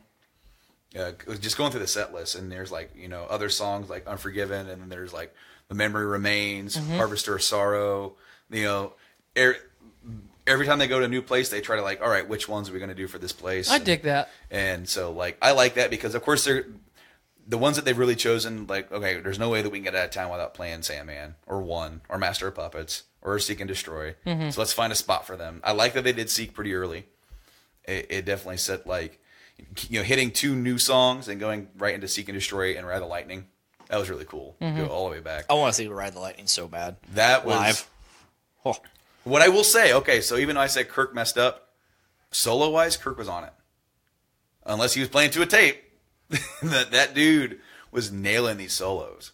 And I will say that like he was on point. I would dare to say that in some instances, The Unforgiven's a hard song to play live. Oh yeah, that has got to be because you're not protected by distortion or wah or anything to hide little flub ups, because a lot of that song is clean. James has a guitar strapped to him, and then he has to play an acoustic on like a mic stand. So he's doing the best he can. Kirk's then doing the best that he's got with a clean guitar. And so a couple spots in there, it kind of sounded okay, a little rough, but I accepted it because it's Unforgiven, and I'm seeing Unforgiven live. Right. Which, they play it, but it's not one of the most commonly played songs from the Black Album. They would much rather play like Wherever I May Roam or... oh man, I want to hear Don't Tread on Me. Don't Tread on Me. You know what? Oh, there was one of the shows I saw on the tour, they played Through the Never. And also, I've also seen one where they played the track 3. Crap. Man. Holier Than Now. Okay. Yeah. They're really fast. They sounded fantastic. Their mix was fantastic. I love their stage show with all those boxes coming down and making different things. There was a scene where Rob started doing the anesthesia, and some of the boxes came down, and it was all just like Cliff on the boxes. And they played anesthesia. And how was Lars? Lars sounded fine. He sounded fine. He didn't have any meltdowns. No, I mean it's hilarious because like he was on like everybody was pretty much on form, and there's not much that I can say other than a few things the nitpickiness that I noticed. Lars is not the best drummer in the world, right? No, but I mean, I also like the mix of the drums because I didn't feel like they were too loud. You could feel that bass right in here, even back where I was. So with hearing One when it kicks into that double bass part at the end. Oh yeah, yeah, and then they had like all the strobe lights going off for that. It's damn near like a religious experience. If I can absolutely. I mean, I don't know. I can't count how many friends that I had there. It shocked me how many friends I had there. It really sucks that I could not get a ticket with somebody, and I was just surrounded by people I didn't know. Oh, you went totally by yourself? I was by myself. I mean, again, I ran into Nate, his sister, and his dad, so it was cool to like bump into them. Nobody else I knew. I didn't recognize anybody. It was all just like there were some people that I met near the end where they were standing waiting. I could have swear that they were from New York. I'm like, you guys come all the way over here? But yeah, I got really. That's part of the reason why my brain's kind of fried today, because I got so down last night when I started seeing you and Nate posting pictures, because Skylar and I had the opportunity to go. Yeah. The Krieg DeVault level? You know what I'm talking about? Like in Banker's Life, there's a specific level, the Krieg DeVault level, where you, like if you go up to the second level, all those doors that you can open up to not necessarily go to like the box seats, but to go to the cordoned off areas. Yeah. Through Skylar's work, I can get tickets to pretty much any concert there. Oh, cool. I could have got basically box seats for $100. Hell yeah. And I couldn't go because I had class. I had unionship. You know what? They last came to Indy 10 years ago. I missed my shot. There was no way that I was going to miss it this time. Tickets were pretty expensive. They were even more expensive on the aftermarket, people trying to sell them. And that place was freaking packed. 20,000 people. I've never been to a concert with that many people. And it's really cool because then you have like... You got your tickets at Taxmas last year, didn't you? I got the tickets the day they went on sale last year. When was that? It was after Taxmas. Okay. Yeah. Oh no. Yeah. No. I remember it was like it's been like a year. No. Yeah. No. They went on sale nearly a year out, and the day they went on sale, I didn't have time to contact. Hey man, if you front, I'll front it and you just pay me back. You know, I didn't have time. Your boy Strange didn't hook you up with some tickets. Hey, Brandon, this is Strange. Got some tickets for you. You know what? I'm really upset because this last year when they did the giveaway for the Injustice for All remastered, you had to call in at like 3:00, and we were always working at 3, so I couldn't call in like, "Hey, Strange, like, did I get it?" "Oh, Brando, not today. Try again tomorrow, man." Not today, pal. Yeah. So here's a thing that I learned from my buddy that went and struggled through the concert last night. Mm-hmm. He wins concert tickets like every week because he sits at work, listens to the radio giveaways, knows exactly at what point in the song to call to win the tickets. He wins every week. And he said, yeah, a lot of times if I don't win, I just call the day of the show, like, you know, say if it's a Saturday, I'll call it like noon. Hey, did anybody win the tickets and not come pick them up? And 93.5 has given him over a dozen concert tickets. Just checking in. Because just calling saying, hey, has anybody picked up their tickets? Yeah, they never came and picked them up. You've got until 3 p.m. to come and get them. All right, I'll be there. That's awesome. Because so if you guys ever want to go to a concert that 93.5 is giving away tickets, call the day of. See if you can get them. Hell yeah, dude. I will say that if you get a chance to go next time, go. These guys are getting older, so they're not touring as much. When they do go out, it's almost like for like 2 weeks at a time. And now they're doing a fucking Australian tour, right? With Slipknot. Yes. Oh man, they sent me a pre-sale code. Yeah. For me to go down under. Let's go down under, Brandon. Dude, I wish I could. Not down on each other. Down under, meaning Australia. I mean, what happens in what happens in the sky stays in the sky. Right. I mean, that's a long flight. Right. But no, I would love to see Slipknot open for Metallica. Yeah, that'd be sick. Are we going to go to the Slipknot Volbeat concert? Because I really want to go to that. The only downside is Volbeat. I really hate Volbeat. It can't be fucking worse than the Five Finger Death Punch concert that we went to. It can't be worse than that. I don't know. I really enjoyed that concert. The concert was fun, but the crowd was not fun. Oh, I don't care. The crowd at a Slipknot concert is not going to be that bad. And Volbeat, whatever. It's just Volbeat. I hate Volbeat. Okay, well, I like Volbeat. I genuinely hate Volbeat. The music's cool. I hate his voice. So before they actually had the band come out, they actually tried to get everybody in the crowd pumped up and singing, right? So they played some classic metal songs to have, and they put the lyrics up on the. Oh, nice! And they get 20,000 people singing it was Ozzy Osbourne. Bark the Moon? No. Maybe it was Black Sabbath. No, it was War Pigs. It was Black Sabbath. Oh, yeah. It was War Pigs. They got us singing Judas Priest. Oh, fuck Another Thing Coming. Got us singing Pantera, Walk.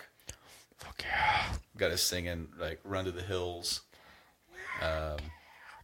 It was pretty cool. I was funny. I was waiting in line, to get into the place to get my ticket scanned, and they were playing music over the PA, and I heard a Megadeth song start playing, and everybody reacted. Oh, ooh, yeah, that's fucking blasphemy at a Metallica concert. Yeah, they were playing Skin on My Teeth, and it was. Oh, that's my favorite. Joe's here. Yeah, he says quit hating on Volbeat. I like the music. The music for Volbeat's pretty badass, but it's just his vocals.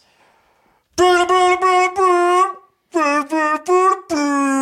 hate that. I like that better than. I don't know what you're talking about. That's better than. If I want to listen to yodeling, I'll listen to Jewel. I'd fuck Jewel. Jewel is the thrash metal of yodeling. Jewel is thrash yodeling. I'd thrash her yodel. Dude, she still looks good. Well, let's get back into the nostalgia a little bit. In the fucking late 90s, early 2000s, in good conscience, you can't tell me that you weren't like watching a Jewel music video. Like, God, I didn't know who Jewel was at the time. I'd break my dick off in that. I didn't know who Jewel was at the time. Every time. Oh man, I remember I was in choir in middle school and we had to sing a Jewel song. Oh yeah, really? I'm trying to remember which one it is. It was one of her more popular ones. These hands are my hands are small, I know, but they're not yours. I remember the teacher got so pissed off, pulling her hair out because we were saying not chores. Not chores. Because they're not chores. They're not chores. They're not yours. Enunciate, you little fuckers. Come on, you fucks. We started in unison. There was about 4 of us today that sang Nelly Furtado. Oh boy. Just totally a cappella, impromptu, just out of nowhere, started singing some Nelly Furtado. You know, I just want to throw a random tidbit out. If I had a delicious sounding singing voice, you know what it would sound like? You know whose voice it would be? Who? Bjork's. If I could sing, I would want to sound like the male version of Bjork. Think about how fucking great that'd be. Think about how fucking metal Bjork's voice is. Not. But throw Bjork's voice in with some fucking metal behind it. I'd fuck with that. Oh, man. Oh, boy. Still boy. I broke Blaine. Show was good. I'm glad, man. I'm glad you guys had a good time. They're probably like the last band on my must see before I die or they die list. All the other bands that are out there that I haven't seen are ones that I would, I'm not saying I wouldn't see them, but as far as like must haves, I think they're done now. Because I got to see Black Sabbath, I got to see Iron Maiden, got to see Metallica. I'll never see Pantera. That's never gonna happen. I'm that way with Alice in Chains. I can't. I just can't go see them now. I mean, it's not gonna mean. It's not gonna mean what it should mean to me. Yeah. Mm-hmm. I mean, I don't dislike the new stuff with Alice in Chains. And I don't. It's a new band. Don't get me wrong. I don't either. It's just. I mean, to me, I'm not a Nirvana guy. I've gone on record on saying that. I've gone on record on this show saying that. But going to see Nirvana right now would just be like, man, well, why didn't I just go see the Foo Fighters? Well, I mean, let's be honest. Like, would Nirvana be fronted by Paul McCartney? Because he's done that. They've done like Nirvana with Paul McCartney. Fuck Paul McCartney. Interesting. I don't think they're playing Nirvana songs. I think they're just. I think it's like, it's just they're doing some other shit. A little supergroup style. I'd say I have 2 bands that I can think of right now on my bucket list: Metallica and Mudvayne. That's one that's going to be interesting to see if that ever really happens. If it ever happens again. Because I've basically seen damn near every band that I've loved. Mm-hmm. And I've been very fortunate in that fact. Like, even down to, like, little, like, not so big bands, but little bands that I know that I fucking love. Like Threat Signal, like Affiance, like my good friends in Across the Sun. Mm-hmm. Like... And Rest Repose, like little tiny bands. There were times that I would have done that for Megadeth. I think that time has kind of come and gone. If they're on a bill and I'm there, I've seen them now. Yeah, if they're on a bill and they're there, I will go see them. If we're at a thing where there's 2 stages and there's like this band or Megadeth, I'll probably go to Megadeth. But as far as like go check out Megadeth, I'm there and like I don't know. Metallica is the only remaining Big 4 band I need to see. I haven't seen any of them other than Metallica now, but the other band like that on that list that would have been on that list that no longer is really is Dream Theater. Like at one point, I would have like loved to have seen them live. That'd be cool. And I'm not dogging on them, and I'm not saying that it's because Portnoy's gone, because I think Portnoy's a fucking dick. He's a great player, but he's a dick. And I'm not saying that I would enjoy the show. I'm just saying that like I'm not as into the band as I was at that like 10 years ago or whatever. Now like if they're like, hey, Dream Theater's coming to Lafayette, and I'd be like, what day is it? Like, if they came to Lafayette, I would be like, how much? What day? Yeah. Did you guys hear about Aaron Lewis? Yeah, he walked off. This is the second or third time this has happened, this tour, where he walked off his own stage because the crowd was being too loud. Well, there was a couple guys, I guess, that just kept talking, and they were, I'm not sure if they were heckling, but he was trying to play a song, and he actually stopped it and asked them to stop. Like, you guys have been talking all fucking night. And then he's like, I don't have to be up here doing this. I can leave. And then, I can't remember what song he was playing from Stained. He goes, you know what, it's fucking ironic, because this song is literally me saying thank you to all of you, and I can't even sing it. So, yeah, I'm gone. And he walked off stage. That's sad, because I've had the privilege, and that's how I'm going to stand by saying it that way, the privilege of seeing him live. I haven't had the privilege of seeing Stained live. I have. But I have seen his solo stuff. I have too, actually. And his solo set, because I don't think it's changed very much since the first time I saw him. But it was incredible. I mean, he plays a lot of, like, of his own new original country stuff, some Stained stuff, and then also he does some really cool old country covers and stuff like that he pulls out of the hat. I'd really like to see him live in his acoustic sets. Well, he's so relaxed, he's so laid back. It's such a different vibe. I paid $25 to see basically a Stained concert without it being a Stained concert, which you really should see. I mean, you won't be able to now, right? But, I saw it was their last tour. They were still touring on their self-titled. The last album they did, obviously. And it was Uproar Festival, and holy shit, was it such a good time seeing Stained play all the songs that I fucking loved. I saw them in 06 at Mayday. They headlined Mayday. This was 2012. This was 06. It was them and 3 Days Grace, back when they were still hitting it hot off their second album, I think it was. Good album. But 1X. Yeah. And I think early Flyleaf was there. Ooh. Man, I would have loved to see fucking early Flyleaf. Lacey Sturm's such a bitch, though. Yeah, they're all bitches. 10 Years, is that the name of the band? Ooh, yeah. My friend Luke is drumming for them. Oh, cool. But it was, this was Stained. They were touring off of Chapter 5. Is that 2005, 2006. Yeah, so they were touring on that, so they played a lot from that. They, of course, played all their big hits. And I'll never fucking forget Aaron's guitar tech at the time used to be Dimebag Darrell's guitar tech.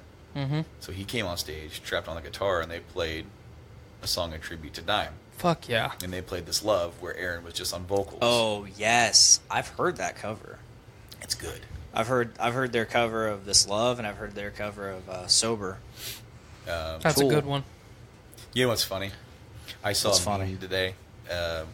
Was like normal people after they first get exposed to Tool, and it was Donald Trump. It's like, I'm like a really smart person. Yeah, I saw that. So speaking of that, like, my bucket list concerts is really tough because Pearl Jam doesn't tour that much anymore. I've seen them once before, but I feel like that's not enough. I feel like whenever Pearl Jam announces their final tour, with as much controversy as they had in the 90s with Ticketmaster and all that bullshit, it wouldn't feel right for me to not be a part of their final tour. And then Temple of the Dog was my number one bucket list, and we lost Chris Cornell, and yeah, it wouldn't feel right just watching Eddie get up there and jam without Chris. So that's off the table. Metallica's obviously up there, and Tool. I mean, that's my bucket list. If Metallica ever comes back around, I'm going to make it my goal to go back, and I'm going to make it my goal to try and get other people to go. Fuck yeah. Because I about went to this one. For as old as they are, for them to still being able to play at the level that they're playing, I mean, some of these songs are fucking hard to play. Right. Even for like a young dude on guitar, learning these picking rhythms and some of these I have no doubt that they forget that shit, and then they have to sit there and go in the tuning room. Oh yeah, that one. You know. Well, you gotta think too the vocal strain. You know, for yeah. damn near 40 It plus definitely years of reflects in his fucking live singing voice. Yeah. I heard a couple times where he kind of squealed, where he was like, but I mean, the thing is, you're in a live setting, you're seeing one of your favorite bands live. Well, that's one of the reasons he got vocal training during the Black Album or before the Black Album. Well, because he blew his voice out. Yeah, because so you'd think he'd have a much better control of it by this point. Yeah, but I mean, but I just mean age. I mean, to an extent, if you take any of the guitars that are in the corner of that room and don't ever change the strings and just strum the fuck out of them for 40 some years, I mean, you're absolutely right. They're gonna struggle a little bit. They're not gonna sound the same. I have no doubt that he has a cool down period that he goes through afterwards, where he's like, chill, don't talk to me for a while. I mean, vocal cords or vocal folds, as they're referred to now, they're much different than guitar strings, and I get what you were trying to say, but they at least heal and replenish themselves. The body can only heal one object so many times before it doesn't heal it anymore. Depending on how far you strain it. He sounded pretty good for the most part. Well, the thing about a Metallica show is, and this what was so cool about it, is that like he actively encourages the crowd to sing. Fuck yeah! And he tries to like some Master of Puppets. There's like the whole pre-chorus at one point we sang it. Come crawling faster, obey your master. And he was gonna sing, and he just went, take it, and he was just like, come on. And then at one point, I don't remember what song it was now, but he stopped playing guitar and just picked up the mic, said, all right, this one's on you, you do it, like you guys do it. He wants that. That's awesome. Number one, it's probably less work for him, less work on his voice. But then again, it's like you have 20,000 people who love your music this much to yell and scream it back at you. Mm-hmm. That's got to be like an adrenaline thing that I can't even describe. Mm-hmm. Well, just think about not even the adrenaline, but think about how, as an artist, what kind of a feel-good moment that would be. Like, I have you brought up the oldest person in the crowd and the youngest person in the crowd. Mm-hmm. I have touched people's lives. We have touched people's lives for over 40 years. And this guy's 80. And he is taking what time he has on Earth to spend it with us. And this little boy is 6. He's got the rest of his life to enjoy what we've created. And I just think that's fucking badass. James interacted with another kid that was 11. He's like, how old are you? Like 11? He's like, and then he was just kind of talking to him and just kind of being really cool and like you're 11 and you're at the front row at your first Metallica concert. Fuck yes. Yeah, James is really cool. Everybody sounded great. I would encourage everybody to go if you have never seen them live to go do it. Of course, they have countless DVDs, countless of live albums. Yeah, it doesn't capture the magic when you're in the moment, and it's funny because it didn't really fucking hit me. I was watching, it was great, it was interacting, doing all this stuff, and it didn't fucking hit me here in the heart for this being the first band that I ever got into on this level. They introduced me to a whole slew of new, different subgenres of the metal genre. It wasn't until the middle of Master of Puppets where they do the little breakdown that it fucking that I got emotional about it, and I'm like, motherfucker, I can die. That goes back to what you were saying. It's a religious experience. Yeah. Like, Metallica, I mean, they're not just a band at this point. They're not. It is a religious experience. Well, they are essentially the gods of metal at this point. Well, and it's funny because, at their live show, they make it a point to hammer into everybody. It's like, you are all here. It's like, we do not care what you eat. We don't care who you voted for. We don't care what you have in between your legs. We're all united by the love of music, and we are all family. Yeah. You can't, from an artist, you can't ask for any more than that. You just can't. For people can say whatever they want about the genre of music that we like. You can't talk bad about Metallica because they are the gold standard of what an artist should be. They have had a lot of ups. They have had maybe more downs than they've had ups as far as a group and as far as group to fan base and all that. And they're still here. They're still providing nothing but quality music, and they fully embrace their fan base, and they're very humble and understand that we have to be a family, otherwise we can't have shit like that anymore. Well, and it's funny because I remember you said just a few minutes ago about how like you've been anti-merch for the last few years.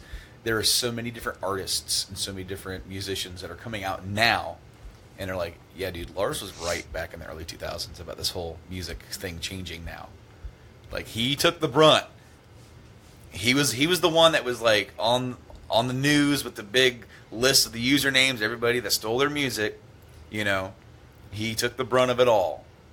Even though you had Madonna, Dr. Dre, other people who were like, yes, this motherfucker, we're with him.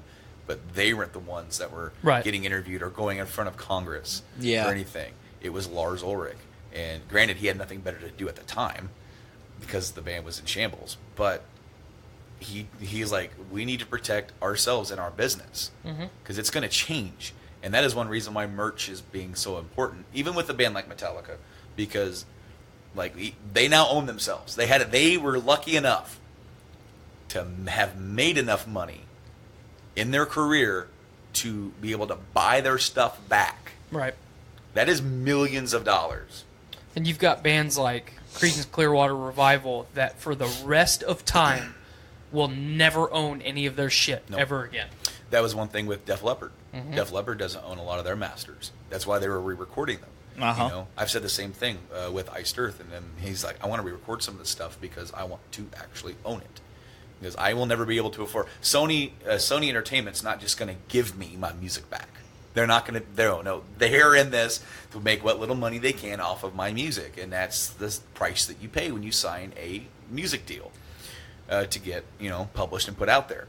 But the merch is the touring and the merch is what's putting money in these artists' pocket, because they're going to make a cut and some money off the album, depending on how big that all varies, right? But it's the merch that the merch has been rising, but so has the cost of them being on the road. When I bought this shirt was $45. That's a bit steep for me. I don't like to spend that much money on shirts. But I was not leaving that place without a shirt. And when I saw the stage production that they put on and how intricate it is, I'm like, I can see why. Because they're paying all of these people to go on the road with them. They're paying people to rub them down before and after shows. They're paying people to get their clothes ready, to get them, make sure that they are dressed at a certain like. This isn't just a band on tour. They have to have an itinerary to have people hired to keep them on track, to make sure like they are micromanaged to a T, because they have to be. Because how easy would it be to be lost and get lost? Oh crap! I need to go do this. So they have all these people on hand, and they're a much bigger production. But when it goes down to even smaller bands, for those that aren't making the squillions of dollars that maybe Metallica makes, or that should I say that they are recouping from buying their own shit, and then also the failure of their film. They spent like $30 million on that film, and so they're trying to make up for that, obviously. And definitely let me backtrack a little bit and rephrase my anti-merch statement. Perfect example, when we went to the Breaking Benjamin concert this past summer, there was a flannel that I pointed out to Blaine, a flannel shirt with their logo on it. It was $85. Okay? Yeah. That's unnecessary. Now, will I buy a T-shirt? Absolutely. I just don't want to wait in line for 2 hours to buy a T-shirt. I got pretty lucky. That's my anti-merch. I got pretty lucky. I got in the merch line at 6:20 and got to my seat probably around 7:10. So you were in line about 40 minutes? Give or take. With the mixture of like I had to actually walk to my seat and find it, and that was a bit of a trek, because of how big the place is. Right. But all in all, it wasn't too bad. They had, some of the merch stuff, like there was like a hoodie, there was like $85, $90 if you go higher to the 2X. I'll pay $90 for a sweatshirt all day. But a flannel shirt, come on now. Yeah, $85 is ridiculous. They did have, at every city they go to, Metallica has custom artwork for the city. Ooh, I didn't know that. So I don't remember what all the ones they had for Indy. I remember the one that was kind of a mock-up of like the Pacers logo, where it had like the yellow circle with the Metallica star emblem or whatever. And so they do that for every city they go to now. Wow. So that's kind of cool. Every event has its own poster with artwork. I don't know who they commissioned to do it all, but you can buy the poster for like $45. That's cool. It's like a pretty high quality. It's not a huge poster, but it's a pretty high quality little poster. And then they actually, if you scan your ticket on MetallicaLive.com, you get a free download of the show that you went to. Oh, that's cool. So that's badass.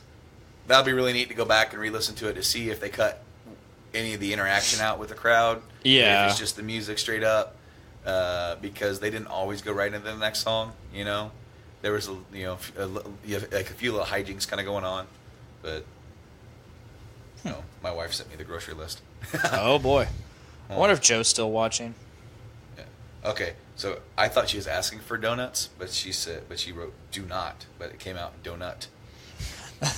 Donut now. Donut. I don't know, man. I don't know. Joe tends to like pop in. He lurks. He's a lurker. He lurks here and there. It's not every time. He lurks here. He lurks there. Joe lurks everywhere. I think he's only lurking this time because Brandon's here. Probably. Maybe. I don't know. But Disc Replay has vinyl. Joe, if you're here, comment. Not a lot, but they have some vinyl now. Cool. Their whole new stock. It's like a whole new store, dude. They have like those like decorative tin stuff they have out of Hobby Lobby and shit. It was pretty cool. Did you happen to see my like theory on what happened there? I did, and it's not true. No. No. Okay. No. Well, that makes me happy then. No, it makes me happy because the owner was in there when I was in there, and they were all like talking and like being relieved, and they actually took a whole like group picture for everybody who was still there. Yeah. For those listening, like my theory on Disc Replay, they were closing. They said they couldn't come to an agreement with the owner. They were the landlord, and they were raising prices on them, and so it's miraculous. So they decided to liquidate their entire stock. And my theory was, they had a bunch of useless shit that they couldn't sell in there, so they were just liquidating their stock, fire sale style. And then suddenly they're fine again. It doesn't make any sense to do that because the dude has another store. He owns another store. Okay. That's why they're able to get so much stock back, because the other store, I'm not sure where the other store is. I assume it's a much bigger city because like they were able to kind of restock the store fast.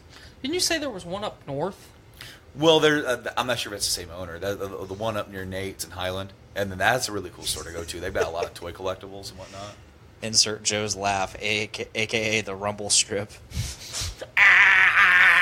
But I mean, I went in on Saturday after work and to just look around. It's funny because like even though they have so much, I went in there purposely because they were showing pictures of stuff that they were going to be getting, like pop vinyls, and there was an Edward and Einstein pop from Cowboy Bebop. Cool. Einstein's a very popular character in our household. Both me and my wife love that little corgi. So she has like a little random pop stuff like what Blaine has, where it's like Bob Ross and then like Toothless and Oogie Boogie, and now Ed and Ein from Cowboy Bebop. So I went in there just Oogie for that. Boogie. But they had some vinyl and had some old school vinyl, some Judas Priest. They had a Rush record in there. The Judas Priest stuff. There was one British Steel was in there, and it was used. It was old. It was like $15 though, and it's just like, I can get a brand new pressing of that for about the same price. Calvin goes Toothless. The one thing in there that I found on vinyl that I was like, and I'm like was angry at myself because I'm in a zero spending, cannot spend money on myself. This whole concert was pre-planned. Preach it, my man. Preach it. Angry again. Angry. Anyway. So I found a Blind Guardian record. Ooh. Holy shit. And I'm like, and it's a colored one. It's used, and it's got like a. I looked it up on the app, and it's selling for $30, and I'm just like. And it's like it's a record from like the early '90s. It was like some like the Lord of the Rings stuff is on there. Not Bard Song. It didn't have Bard Song. That was the album before that. Trust me. I was like sitting there because I had the pop, and I'm like, all right, I'm gonna look around for some other stuff, something else to buy other than one pop, right? Because if you go in there, I'm not sure how long they're doing it. If you go in there and then you check in on Facebook and try to spread the word that they're still around and that they're going to be staying around, they'll give you 15% off. Fuck yeah. Sweet. So then I paid like face dollar pretty much for the pop. So I paid like $9 for it, But I was looking around for some other stuff, and me being where I'm at collecting wise, the few things I'm actually on the hunt for, they don't have. So, did you find Joe in there? No, but I did tell him. I told him about the vinyl though. Okay. A lot of the vinyl in there is kind of old stuff you don't ever want to buy. He would. You want more shit like the Independence Day soundtrack? Don't you have that? No, I have Top Gun. Top Gun, that's what it was. And you get the Speed soundtrack for Nick. There you go. That's the next step. On what platform? On vinyl. Vinyl. Well, okay. Why stop there? We also need to find the movie on video CD, which is a format native to Japan. I actually have The Matrix on video. I wonder if they have HD DVD. I don't know if that movie ever came out on that format. Ooh. Yeah, you see, we got to find it. But they have a lot of Arch Enemy. Vinyl in there.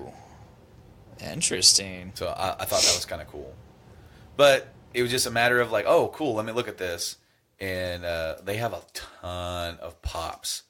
They have way more pops than what they had before. Okay. They have the entire like Avengers series like in gold. Wow. That's dangerous. Don't tell me that. But like Nate got me a Venomized Hulk. Oh, nice. And he has reignited my pop addiction. I looked and they had one Mass Effect Andromeda one, and I asked if they had any more because I'm on the hunt for Garrus. Because even if I don't get the other two, I got to have my homeboy Garrus. And he's like, no, we don't have them. But it's really cool. I'm very happy the store's sticking around because this means that the other place that is very, very bad to go, she's probably going to go out of business. Good. I heard she tried to buy the place. Well, the rumor was that she was going to move into that same place because she can't pay the bills at where she's at, apparently. Now, this is all hearsay from Tim. Tim is the guy at work. He works at BBC. He's our hookup with news on her because he goes in there all the time to talk to her and all that. He learned Station 16 today. Did he? Against his will. Because they didn't send us Todd, so they sent somebody else to do Quality Gate, and then we were left like, what the fuck? And so I was like, all right, Sam, you're going to learn 16 left. Anyway. Makes me feel important. We're starting to run a little long here. Yeah, we are. You're a little long. We're hitting it. We are now at the 8 o'clock. Before we head out, should we do it, Brandon? Yeah. The triggering? Yeah. I think we will. It's been a while. We've been feeling pretty good most of the episode. It's been a while since Tyler was triggered. No, look at him. He's scared now. I think you're legit going to be triggered. I should have waited. I was triggered 2 hours ago, basically. I should have waited to give him the Butterfinger. Oh, Lord. I think you're legit going to be triggered. Tell me. Lay it down, Brandon. Well, see, here's the thing: is that what you see here? Well, it's like I was told the story, so like I was too. Like I was just like, so has a certain somebody that he used to live with ever asked you for advice? Yes. On a certain aspect of training. Like raising, like maybe a pet. Oh, absolutely. So someone went on an adventure recently, and we all wondered, where did the pet go? Oh no. Well, I was like, he probably just left it at his mom's, and then other people were like, no, he probably left it at home. Turns out, so. Take the lead, Brandon. Why? Why? Because I'm trying to come up with the words. The words? to vaguely describe this? Well, I mean, essentially, we know that Rocky has some problems, right? Right. Using the potty, right? Yeah. And there was somebody at work. Yeah. Yeah, somebody at work who talked to them and basically said that you know nothing about potty training a dog, that you didn't know what you're talking about. Okay. This is what this person said to another person, the person that asked you for help. So what happened was this. So he was discussing with her what was to happen, and basically said, "Yeah, I'm just going to leave him in his cage, and then my nephew is going to stop by once or twice a day, feed him and let him out and all that." Then she basically convinced him to not. That was stupid. He shouldn't be in a cage all day. And I'm a fan of her. You're a fan. Okay. We're all a fan. She has ovaries. She's got a set of ovaries on her. Yes. Okay. Like, no, we're all a fan because she's a genuinely great person. Mm-hmm. She don't take no shit. No. And so she basically said, "No, that's you shouldn't do that." And so he conceded and said, "Okay, you'll have free reign of the house." Either way, still being left alone and only being visited once or twice a day. What? So then she basically said, "Hey," she brought up the idea of, "Hey, you really probably should get rid of him. You should probably give him to someone who can give the dog the attention that it needs." And he said basically that Tyler tried to tell me how to raise him once, and I just don't think he knows what he's talking about.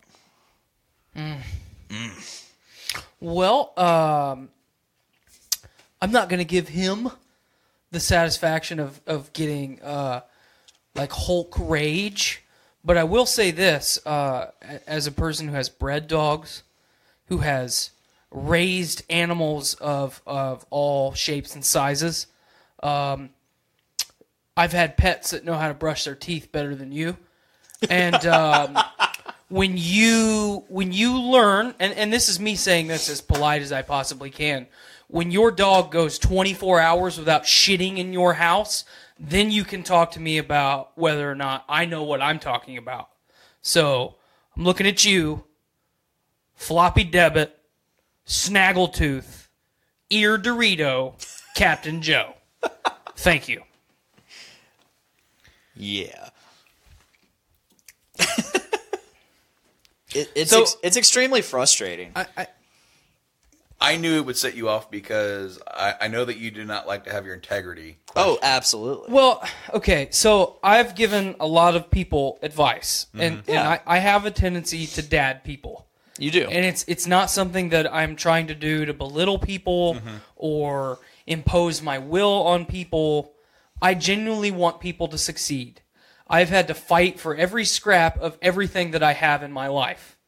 And I have done that totally 100% by my fucking self. Okay? There has been countless times in my life where I'm like, man, I could really use fucking help. Teach me something. But I've always had to do it by myself. And when I see people in need, here's my take on it. You're that help that you so desperately want. Here's my take, and I might force it on some people, and that's fine. People can call that out. But if you don't want the advice, tell me up front. If you don't like what I'm saying, tell me up front. Because I'm giving you my take, like when we were talking about the beer, when you flick the can. I'm not a fucking physicist. I'm not a veterinarian. I'm not fucking an explorer. I'm not an explorer. I'm a pioneer. I'm kind of a retard. Come on, man. Yeah. You don't got to drag somebody's name through the mud just because you didn't like what they were saying. Just because you didn't accept their advice and now you're paying for it. I don't know. I can feel it. Is my face the same color as my sweatshirt? It's getting there. Yeah, it's getting there. So that's me progressively getting more mad as I talk. I just don't get it. You have someone who, and it's not even me talking about this situation right now. It's just us as people. I get you. We as a species have a tendency when someone does something nice for us, we don't appreciate it, and then we shit on them just for doing something nice. No, you got to look at the source material here. No, I get it. I don't know. I'm not even mad. I'm just disappointed. But you shouldn't be surprised. But I'm not surprised. That motherfucker's been talking shit about me since I started there. It's just, it's fine. Here at Globo Gym, we're better than you, and we know it. So, yeah, it is what it is. When I came over to A-Line, I started, and I was from B-Line. So I would, just to poke fun at my former B-Line teammates, like such as Jennifer, I would be like, here on A-Line, we're better than you, and we know it. Oh, yeah, you said it while I was there. Hell yeah. I just don't get it. No, none of us do. None of us do. Like, we all have at some point tried to help said person, who we've already said their name, but who cares? We've all tried to help him in one way or another, no matter what the advice is for, and he just, and then he'll like go behind your back and just be like, yeah, he was trying to tell me how to live my life or how to do this, but I just don't think he's right. It's like, well, why don't you just say, hey, like... Well, it starts off with him complaining. Oh, yeah, absolutely. About whatever. And then it just gets to a point where, like, you kind of get tired of hearing the complaint. So then, or you're actually actively trying to, like, lend a hand. Mm-hmm. Okay, well, how about this? I've encountered something like this. Try this. And, like, a lot of times it's either met with resistance, with what you were just saying, Blaine. Well, he immediately goes on the defensive for everything. Or he will just say whatever you want to hear to get you to stop. Yeah. And it's just like I grow weary and tiresome of hearing people complain to hear themselves complain. Mm-hmm. And rehearsed. Mm-hmm. When you tell us different people the same story, 4 times a day, 5 times a day. The thing is that, like, I try to do my very best not to bitch about anything. Unless it's something that is a story. Here's something funny. Here's something you might find amusing. You typically have genuine conversation. If you are griping about something, it's coming from somewhere. Well, and it's like something that we can have a conversation about. Yeah. Not necessarily like I have a problem, and then you say something, and me be like, I stubbed my toe this morning and ripped half my foot off. And so, like, I try to do my very best not to do that because I don't want to come off as like being bitchy. Just to be bitchy. Or being needy. Or there's that, like... Pity me. Dude, I am such a enclosed individual. Like, when I'm at home, there's the desire, oh, yeah, that'd be cool if I saw somebody or did this. And then I'm like, I'm at home, I'm in my safe space. Like we were supposed to have company yesterday, right? We were supposed to have 2 friends come over, and 2 friends that really don't come over very often. And like, leading up to it, I was pretty excited to hang out with these people. I was smoking pulled pork and all that stuff. Not that we weren't gonna do that anyway. He goes, "Hey, come on over. There's gonna be plenty of food, And then something went down, and we were like, well, okay, we may or may not come, and if we do, it won't be both of us. We kind of had a bad day, and then at that point, I'm like, just reschedule. At that point, and she's like, my wife is like, oh, okay, why? I'm like, because I don't want to talk to anybody anymore. I feel you there, my man. As soon as I had that moment, it's like I'm not like in any way. I'm not angry at them whatsoever for them having a bad day and pulling out of plans. If anything, it made it to where that at that point is it was like I don't want the what if scenario of somebody's coming over. I want to sit here and cuddle and be just like snuggled up in my blanket on my chair, going, I just want to chill and not interact with any other person right now. So that reminds me of last week. So last week for Podcastrophe, I did a solo cast. Yeah. It was originally supposed to be myself, Matt, and another guest. Matt, out of nowhere, was like, hey, I can't make it because of this legit reason. Yeah. So I was like, okay, I don't have the mental capacity to handle one-on-one right now. So I immediately hit up Tyler. I was like, can you? I know we agreed that every other week, you one with Matt, one with Tyler, one with Matt, one with Tyler, and if come together, cool. But he's like, nah, dude, I can't. I was like, okay, cool.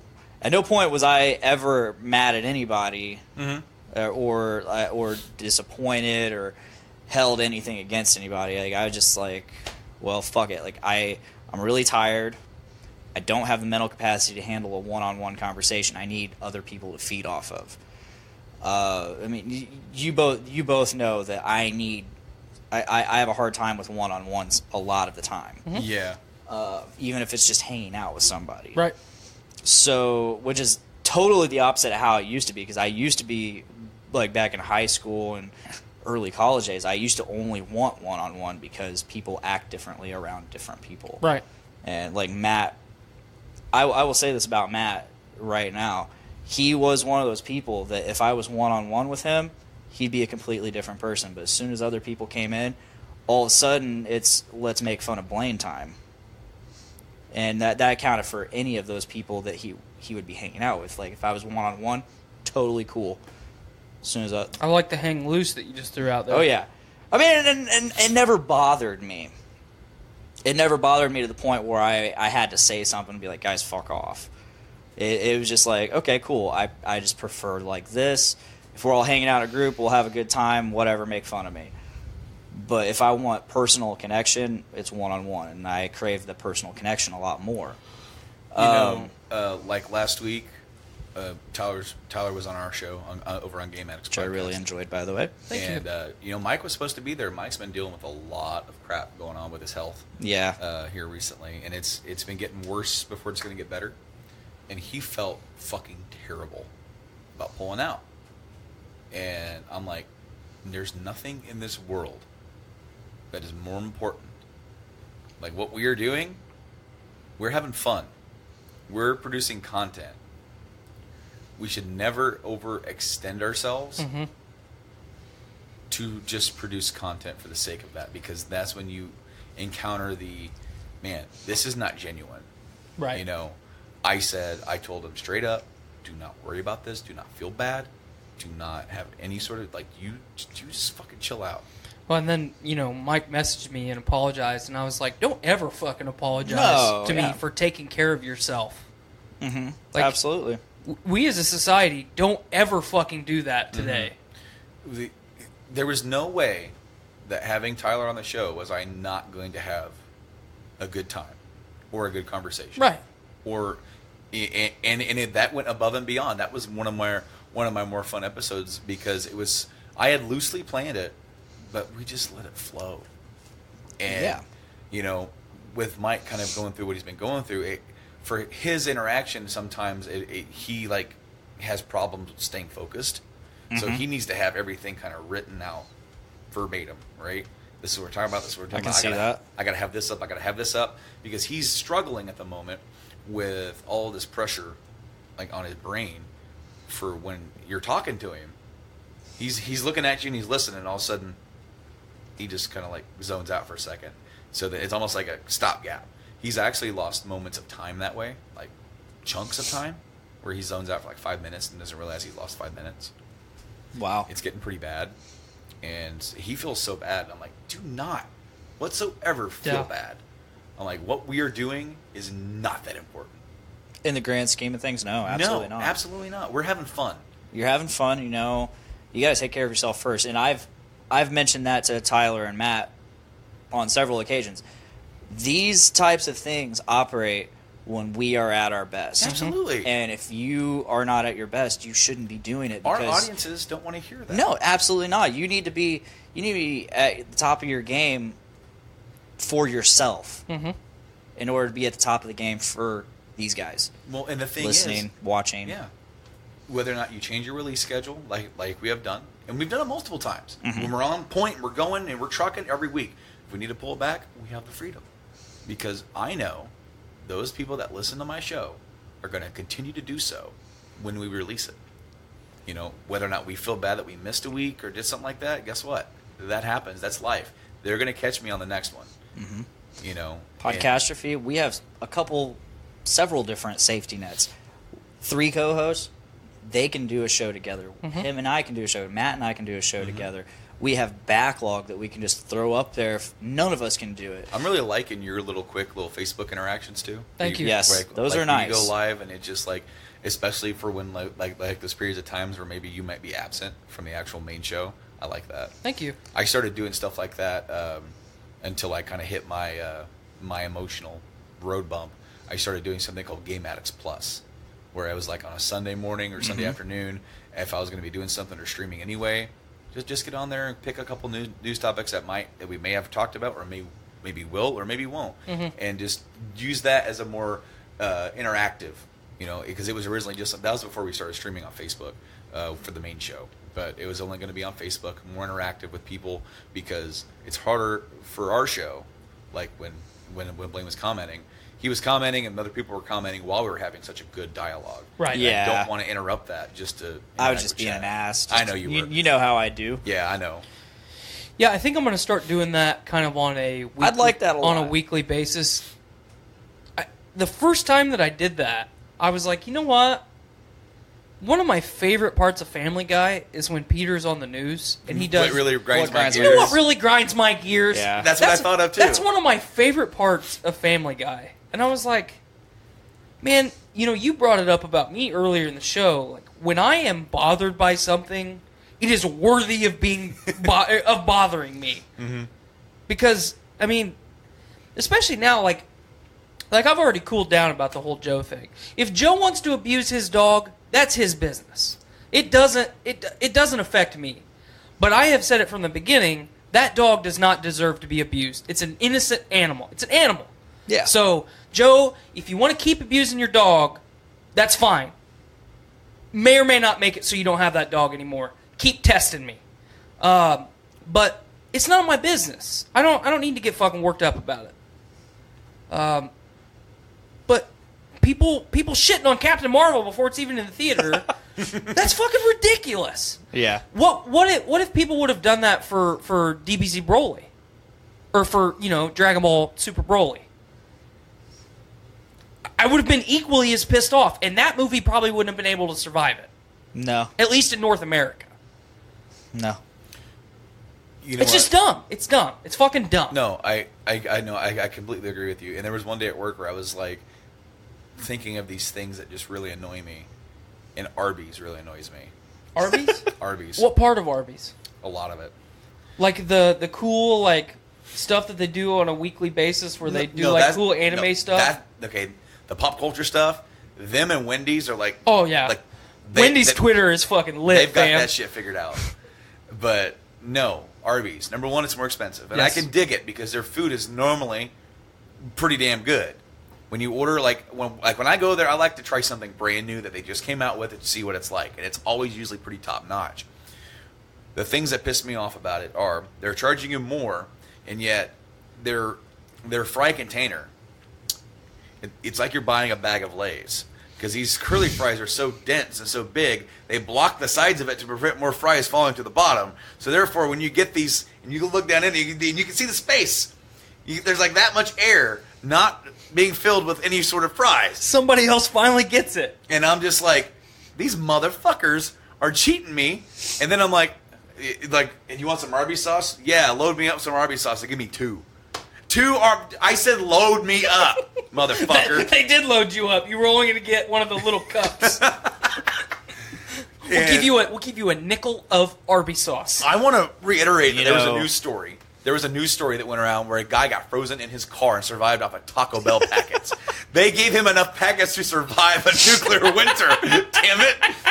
You know, a while ago we were in the Taco Bell drive-through line, and Miranda, in her She was drunk. Okay. She's like, I want a lot of mild sauce. So I told the dude, I was like, we want a lot of mild sauce. He's like, all right, bro. And I literally watched him pick up basically the whole little tub of it, like scooped it up with as much as he could fit in his hands. And with his meat hooks. Just dumped it in the bag. You know what he is? We still have a bunch of them. You know what that guy? That guy is a prime stoner. Okay? He gets it. Those guys, yeah, he does. And that's why they work at Taco Bell. Because they get it. Because they're hoping, maybe, just maybe, they'll be able to swipe some more Taco Bell for themselves for when they have the munchies later. Right. And Arby's is too high class. They don't hire those weed abusers like that. You know, devil's lettuce, my man. Dude, like you pull into Arby's and the dude's wearing like a sweater. And you're like, that reefer madness. And I'm just like, dude, like Arby's just, it's almost like every single time where the wife is like, do you want Arby's? I say no out of principle at this point because I'm tired of getting ripped off. Now the only way I'm going to challenge you on Arby's is when they have the 2 for €6. Their fucking euros are pretty good. They are really and good. I only have to wait like 3 minutes for them. So Now, that's the only time I'll challenge you. Everything else, you're fucking spot on. So like you get the coupons, right? You get the coupons. Gotta get the coupons. Because I mean it makes it a little bit more affordable for us plebes. But I used to do the coupons for Arby's. Matt and I did. We had Arby's Wednesday. They got good. They have real good fucking mozzarella sticks. We ended up going and getting like a bunch of like just roast beef sandwiches, right? No beef and cheddar, just roast beef. She wants beef and cheddar. For me, I love the beef and cheddar, but if I want to just roast beef sandwiches, I'll fucking run up to Meijer real quick. I'll grab you a pack of cheddar. We'll make it at home. Exactly. We'll get the roast beef. We'll microwave the I have cheddar. an entire photo album dedicated to Arby's Wednesday. Wow, you would. Let's view this real quick. Is that fucking Matt? Yeah, that's Matt. Oh God, kill it with fire. that is Matt. Matt, what's wrong with you? That's me. Yeah, you look awful with fucking goggles Wearing on. goggles? Yep. How old were you? Those were my chemistry. This was junior year. What is of high wrong school. with you? A lot at this You point. have Down syndrome? One time, Arby's gave us like 7 extra sandwiches. That was basically Arby's back pay. Right. You know, we've overcharged you for this bar ass fucking this budding beef for 9 years. Here's your 7 extra sandwiches. We're square now. There's some like extra pictures. Oh my gosh, look at that. That was your hair. That was my hair, in fact. Jesus Christ. All right, are we ready to wrap it up? I think we're close to being at the end there, Bill. All right, Brandon, plug away. Hey guys, well thank you guys so much for having me back here on the great show that is Podcastrophe. I love hanging out with you guys. I love making you guys run late every single time that I'm on. But of course you can check me out over at the Game Addicts Podcast. We are also live on our Facebook page at facebook.com/GameAddictsPlay. We're live every other Wednesday. We're also on Twitch at the same username. We're also on podcast services around the world. You name it, we're on it. If we're not, let me know. I'll make it so. And, of course, if you missed the live stream on Facebook or Twitch, it gets uploaded to YouTube on Friday, so you can also see our beautiful faces. You should sell propane and propane accessories. Well, you've got that fucking thing down. It even rhymes. You know, sometimes it comes out more fluid than others. It all just depends. I want to buy your podcast. Well, good. You just sold it to me. All right, let's hear you do it, Blaine. All right, as always, you can check us out live every Tuesday, roughly around 5:30 or 6 on Facebook, YouTube, and Twitch. And we'll also live stream any extra content we do if we so decide. Otherwise, you can check us out on Podcastrophe Pod at podbean.com. You can check us out on iTunes and Spotify. Working on Stitcher. Working on Stitcher and Google Play. As our little image says, we have Google Play, but we don't. And if you haven't already, if you're on our feed and haven't, check out the Journey into Comics Network. I'm not going to plug all the shows. That's at the beginning of this episode. So you get a ton of shows with content by the likes of You'll Probably Find Something. So check out the Journey into Comics Network. They host us. Are you going to plug this Friday show here on the feed? Maybe I will. Well, you might as well. This Friday, if you're listening, it'll be tomorrow. we are doing basically a prequel episode of Game of King Chair, where we dive into the recent Game of Thrones final season trailer drop. So be sure to tune in and check that out. I don't know exactly who all is going to be on, but we're going to dive into it. We're going to talk about the Game of Thrones trailer and get you hyped for the new season as if you weren't already. So check that out. Also check out the Fun for Funds show coming up March 23rd. It's in 2 weeks. It's $10. You get live podcasts for a few hours, and then you get live music. There's also live comedy.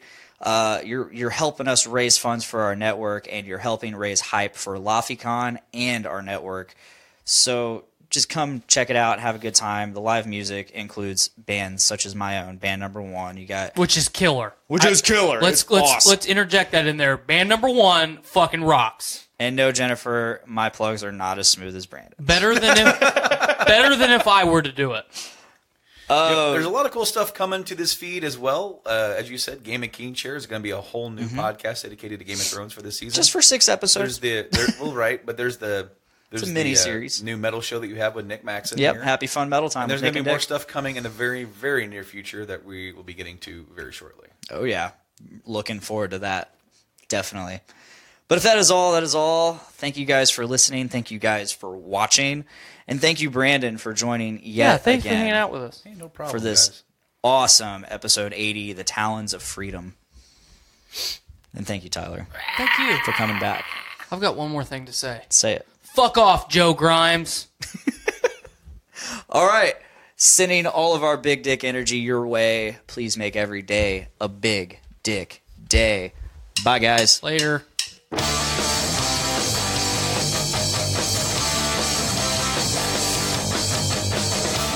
up this morning with my dick in my hand. Girl is to the right of me, just like our plan. It's gonna be a big dick day. It's gonna be a big dick day. It's gonna be a big dick day. It's gonna be a big dick day.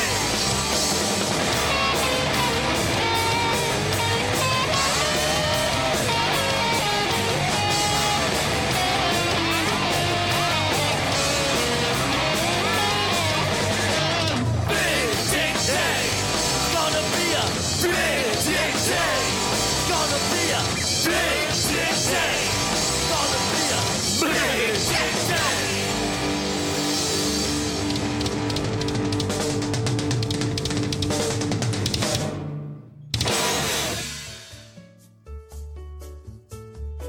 Hey guys, Deadpool here. Just wanted to tell you about a little event that's happening on March 23rd. Fun for Funds. It's a Journey into Comics Network event featuring live podcasts from Brews with Dudes, Podcastrophe, Dungeons with Dudes, and Journey into Comics, as well as performances by band number 1, Boner Jovi. Ooh, that sounds fun. Walk Among Us, Yesterday's Chips. Also featuring live stand-up by comedian Patrick Murray. He's so much fun. Presented by Journey into Comics Network and the Doom Room. North End Pub, Lafayette, Indiana. Doors for 3, podcasts at 4 with bands at 7:30. $10. It's 21 and up. Don't try to sneak in, you silly kids.